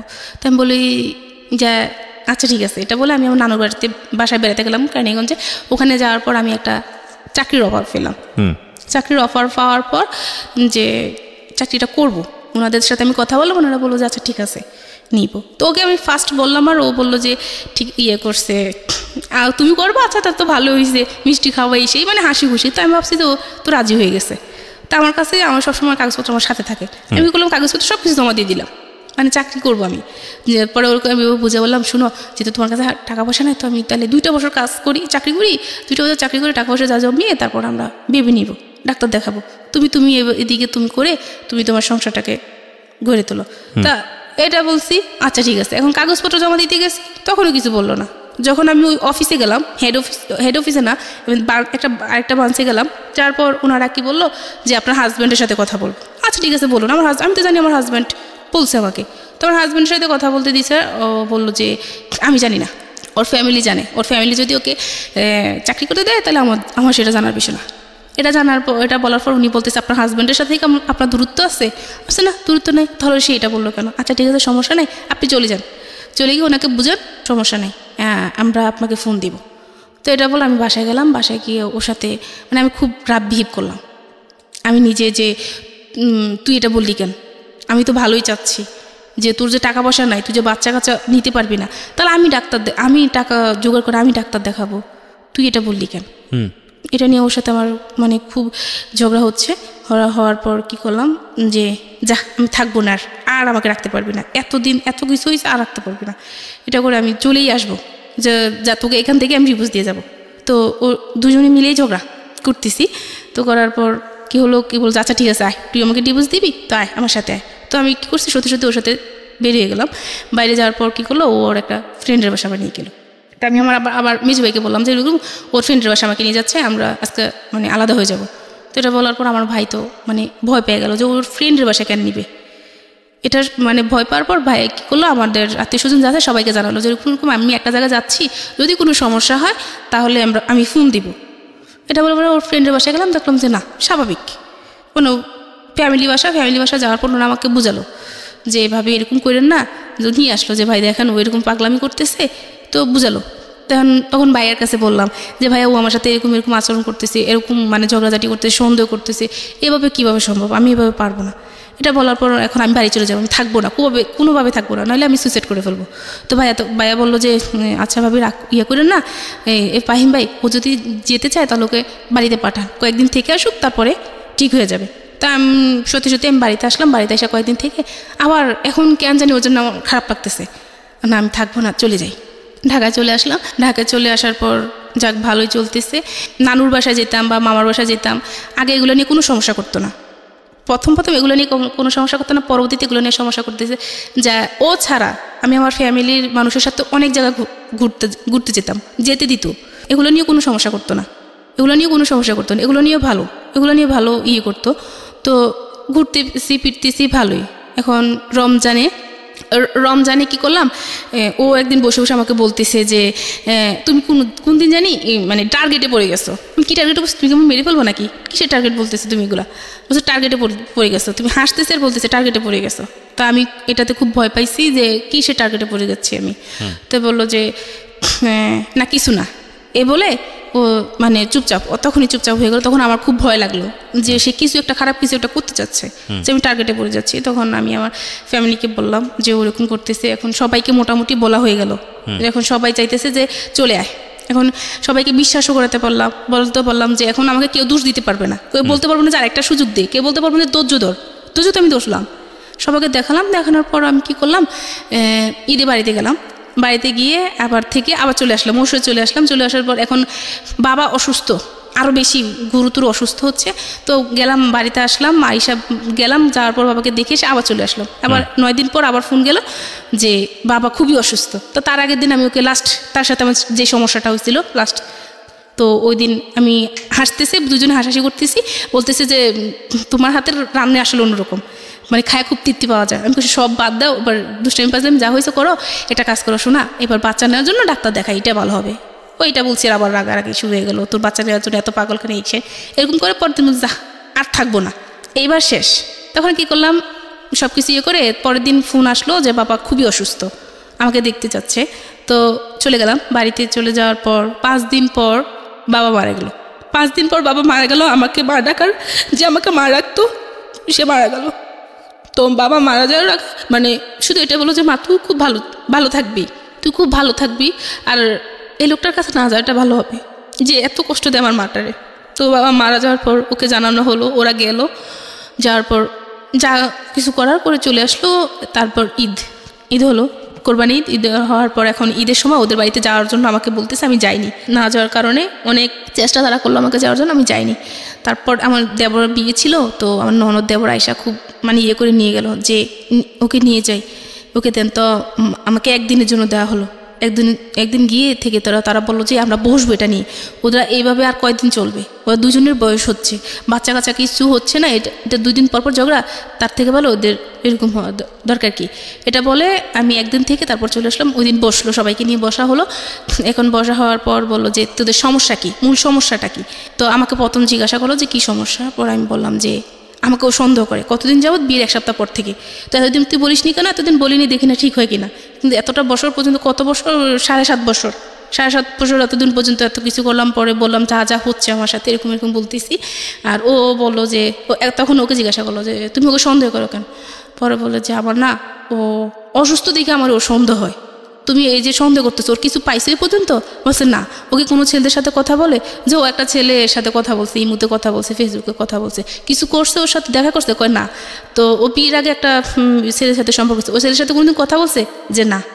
এসব যখন সে বললো, তাহলে তুমি ওকে সন্দেহ করো কেন? ও অসুস্থ থাকে এই জন্য আমার সন্দেহ হয়।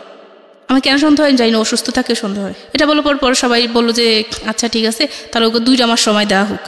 আমি তো যাবো নাই। তখন আমি আমার একটা আঙ্কেলকে বললাম যে ও আমাকে এইসব অফার করে, আমি কিভাবে ওর সাথে যাব। তারপরে সবাই মিলে একটা বললো যে না, ওকে সময় দেখ, কারণ এখন বাবা মারা গেছে, এখন আমার মানে উপরে আর তো ইয়ে নাই। 2 মাস সময় নেওয়ার পর ও আমাকে ফোন দিত, আমি ঠিক মতো কথা বলতাম না। তখন ও বললো কেন তুমি আমার সাথে এরকম করো, এখন তো সব কিছু ঠিকঠাক হয়ে গেছে, তুমি 2 মাস থাকো তারপরে আসো। এসে তখন আমি বললাম যে তোমার সাথে আমার কিসের কথা, যে স্বামী তার স্ত্রীকে এইসব কথা বলতে পারে? তো কখন আমি তোকে বললাম, আমি তো তোকে কিছুই বলিনি। আমি এখন সবাইকে বলবো যে তুই আমাকে এসব অফার করছিস, যে তুই অন্য ছেলেদের সাথে থাকতে চাস, এই জন্য আমি তোকে দিতে চাই না বলে তুই আমার কাছ থেকে চলে যাস। আমি এইসব মানুষকে বলবো দেখি তুই কি করিস, পারলে তুই কিছু করিস। মানে সবাই আমাকে বিশ্বাস করে, ও খুব ভালোভাবে মিথ্যা বলতে পারে। তো তখন চিন্তা করলাম যে কি করব এখন। আর এখন বাড়িতে যখন থাকতেছি তখন মোটামুটি অনেকে জেনে গেছে যে আমার মানে এরকম হবে। তখন একজন অফার করলো যে একটা কাজ কর, এরকম থেকে কি করবি, ইমুতে কথা বল, ছেলেদের সাথে ইমুতে কথা বলে টাকা ইনকাম করিস। কেউ একজন বললো যে আয়, মানে একদিন অন্য কিছু করি, মানে এইসব কিছু অফার করতেছি। কীভাবে চলবে, বাবা তো নাই এখন, ভাইদেরও মোটামুটি, তো এভাবে কেমনে চলবে, ভালোভাবে চলতে পারবি, এইসব অফার পাচ্ছি। এখন মাথায় সারাক্ষণ কাজ করতেছে, আমি কি করব, মানে কি করার আছে আমার। খুব ডিপ্রেশনে পড়তাম। রাতের পর আমি রাত কি করতাম, বাইরে কাটাতাম। মানে গ্রামের বাড়িতে রাতকে 2টা-3টা বাজে আমি বাইরে দাঁড়িয়ে থাকতাম। মানে আমার ঘুম হতো না যে আমি কি করব, এই মানুষটার সাথে আমি কাটাবো সারাটা জীবন, যে মানুষটা আমাকে এসব বলতেছে না আমি একা থাকবো, কোনটা করব। তো আমি আমার একটা আঙ্কেলকে বললাম যে আঙ্কেল এই অবস্থা, আমি এখন কি করব, আমাকে একটা কাজ জোগাড় করে দিতে পারবেন? পরে বলে যে তুই কতটুকু পড়াশোনা করছিস? তো আমি বললাম যে আমি ইন্টারমিডিয়েট কমপ্লিট করলাম, আমার কোনো রিসেপশনে হলে হবে, সমস্যা নাই, আমি তো চলতে পারবো, এরকম কিছু হলে হবে। তো উনি বললো যে আচ্ছা ঠিক আছে, তুই ঢাকা আসলে তোর মানে একটা গতি করে দেবো। পরে ঢাকায় আসলাম, ঢাকায় আসার পর একটা কোম্পানিতে উনি আমাকে রিসেপশনের জন্য ফার্স্ট সিলেক্ট করা হলো। তো সিলেক্ট করার পর আর ওনারা আমাকে রিসেপশনে না রেখে অন্য কাজে দিয়ে দিল, অ্যাকাউন্টসে, যে তুমি এটা করো, দেখি তুমি পারবে না। আমি তখন ভাই কিছুই জানতেছি না, কম্পিউটার সম্পর্কে কিছুই জানি না, বা আমি যেহেতু পড়াশোনা থেকে এতটা বছর দূরে, আমি ইংলিশ সম্পর্কে সব কিছু আমার মাথা থেকে চলে গেছে, আমি কোনো কিছু পারতেছি না। তো আমার কলিগ যারা, তারা আমাকে খুব হেল্প করছে, বস সবাই খুব হেল্প করতেছে আমাকে। হেল্প করে আমি মানে এখন অনেকটা ভালো পর্যায়ে চলে গেছি। আর এখন ওর সাথে তো আর কোনো যোগাযোগ নাই। কতদিন যাবত যোগাযোগ নাই? ওর সাথে যোগাযোগ নাই, ওই ঢাকায় আসার আগ থেকে ওর সাথে আর যোগাযোগ ছিল না। মাঝখান দিয়ে একদিন ফোন দিয়ে জানতে চাই, বুঝতে চাইতেছে যে সে কি করতে চায়। আপনি এটা বলেন। প্রায় 7 মাস। 7 মাস। আপনি ভালো আছেন না বন্ধ আছেন? ভাইয়া ডিভোর্সড হয়ে গেছে। ডিভোর্স হয়ে গেছে, তো ভালো আছেন না বন্ধ আছেন? এখন ভাইয়া আমি যেখানে কাজ করতেছি ওখানে একটা ইন্টারন্যাশনাল কোম্পানি, তো আমি আপনাকে জিজ্ঞেস করছি ভালো আছেন না বন্ধ? বলতেছি আমি। হ্যাঁ, না ইন ডিটেল না, আপনি শুধু অ্যান্সার করেন ভালো আছেন না বন্ধ আছেন। আমার ইন ডিটেল জানার দরকার নাই, আমি ঘটনা যেটা বুঝতে পেরেছি অনেক আগেই বুঝতে পেরেছি। আপনি শুধু আমাকে এইটুকু অ্যান্সার করেন যে আপনার আগের যে জীবন ছিল সেই জীবনের থেকে এই জীবনটা ভালো না বন্ধ?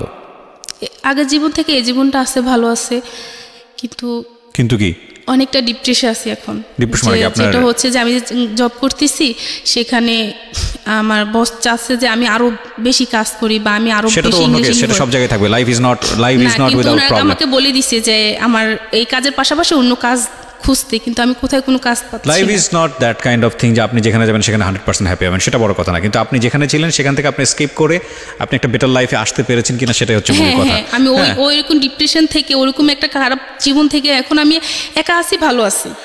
7 ইয়ার্স ধরে আপনি একটা মানুষকে বুঝে উঠতে পারেন নাই, বা 7 ইয়ার্স ধরে একটা মানুষের সাথে আপনি সিদ্ধান্ত নিতে পারেন নাই। অনেকে 7 বছর না, অনেকে 27 বছরও পারে না, এটাই সত্য কথা, the ugliest truth of life. তারপর আমার মনে হয় যে মানুষের সঙ্গে আপনার হচ্ছিল না, যে মানুষটা আপনাকে সন্দেহ করে এবং সন্দেহ করে আলটিমেটলি একটা মানুষ আপনাকে খুনও করতে পারে, হ্যাঁ, ভুল করে খুনও করতে পারে। সন্দেহ এরকম একটা বাতিক। তো সেই জায়গাটা থেকে আমার মনে হয় সিদ্ধান্তটা ঠিকই আছে, প্রথম কথা হচ্ছে এটা। আর দ্বিতীয় কথা হচ্ছে যে 7 বছরও যেহেতু সে আপনাদের সন্তান নেওয়ার ব্যাপারে কোনো সিদ্ধান্ত নিতে পারেনি, তার মানে সামথিং ইজ রং। তো আজকের এই জীবন গল্পটা আপনি কেন বললেন? আপনার কথা থেকে শেষ করতে চাই আমাদের এই অনুষ্ঠানটা। আমার বললাম যে কেউ কোনো সিদ্ধান্ত নেওয়ার আগে ভেবেচিন্তে কোনো সিদ্ধান্ত নিবে, আর আমার মতো যাতে টাইমটা কেউ বেশি না নেয়। মানে আপনি মনে করেন যাই সমস্যা হোক না কেন পরিবারের কাছে যাতে সেটা শেয়ার করে। Right, 7 years is a big time, পরিবারের কাছে যেটা শেয়ার করে সেটা ভালো হবে। আর আমি এটা যেটা করছি সেটা আমার দিক থেকে আমি খুব ভালো করছি। আর আমি যে জীবনের গল্প শোনার পর আমি এটা বুঝতে পারছি যে অনেক ভালো একটা শো এটা, কিন্তু এটার জন্য বলতে হতো যে এটা ভালো না, অনেক ভালো একটা শো। এটা থেকে অনেক মেসেজ পাওয়া যায় যে আমি সিদ্ধান্তটা নিছি, এমনভাবে সিদ্ধান্তটা নিছি যে আমার কোনো সমস্যা, পরিবারের কাছে আমি স্থান পাচ্ছি। এখন পরিবার আমাকে একটা সময় একটা স্থান দিচ্ছে, তখন যদি আমি এরকম কথা চলে যেতাম, হুট করে চলে আসতাম বা ওর কথায় আমি রাজি হয়ে যেতাম, ওইসব করতাম, তখন আমাকে সবাই নষ্ট মেয়ে বলতো। কিন্তু এখন আমি সমাজের বুকে মাথা উঁচু করে দাঁড়াতে পারছি, বলতে পারছি যে হ্যাঁ আমি ভালো আছি, আমি সৎ আছি, এটা আমি বলতে পারি। একটা সংসার ভেঙে যাওয়াটা বা একটা সংসারের কাছ থেকে বের হয়ে আসাটা, এটাকে আমি কখনোই একটা সমাধান মনে করি না। কিন্তু যখন নিজে বেঁচে থাকার জন্যে বিষয়টা এরকম হয়ে দাঁড়ায় যে আমার জীবনের উপর উঠে যাচ্ছে এবং এটা আসলে কিওরেবল না, তখন অবভিয়াসলি আমাদের রিলিজিয়ন যেভাবে সাপোর্ট করে এবং আমাদের জায়গা থেকেও আমরা মনে করি যে বেঁচে থাকার জন্য, ভালো থাকার জন্য এটার প্রয়োজন আছে। তবে প্রিয় শ্রোতা, একটা বিষয় আজকের এই অনুষ্ঠানে আপনাদেরকে নোট করতে চাই, which is very very important. এই সন্দেহ করা এটা একটা রোগ এবং এটার জন্য কোনো উপসর্গ লাগে না। যারা সন্দেহ করেন তারা নিজেরা খারাপ থাকেন, যাদেরকে নিয়ে সন্দেহ করেন তাদেরকে খারাপ রাখেন। এটা থেকে বের হয়ে আসার জন্যে কাউন্সেলিং খুবই গুরুত্বপূর্ণ এবং প্রপার কাউন্সেলিং না হলে এই সন্দেহ রোগ থেকে ভয়ঙ্কর কিছু হয়ে যেতে পারে। সুতরাং আপনি যদি সন্দেহ করে থাকেন, আপনি প্রথমত একজন মনে করতে হবে যে আপনি একটা প্রবলেমের মধ্যে আছেন, কোনো উপযুক্ত কারণ পাচ্ছেন না কিন্তু আপনার সন্দেহ হচ্ছে, আপনি ডাক্তারের সাথে কথা বলেন, কারণ এটা আপনার অনেক ভয়ানক রকমের ক্ষতির দিকে নিয়ে যাবে। আর যে মানুষটাকে নিয়ে সন্দেহ করছেন সেই সন্দেহের জায়গাটিতে সেই মানুষটি আদৌ পড়ে কি না, ঠান্ডা মাথায় একটু বিচার ব্যবস্থার প্রয়োজন আছে। কারণ সন্দেহ কাউকে ভালো থাকতে দেয় না, না আপনাকে, না আপনি যাকে নিয়ে সন্দেহ করছেন তাকে। তাহলে এই ছিল আজকের গল্প। আপনাদের কার মনে ধাক কাটলো এই গল্পটা কমেন্টে জানিয়ে দিন, আর লিখে ফেলুন আপনি কোন জায়গা থেকে শুনছেন আমাদের গল্প। আর পরবর্তী গল্প শুনতে চোখ রাখুন আমাদের চ্যানেলটি সাবস্ক্রাইব করে পাশে থাকুন। সবার জন্য রইল অনেক ভালোবাসা। ভালো থাকবেন, সুস্থ থাকবেন। আল্লাহ হাফেজ।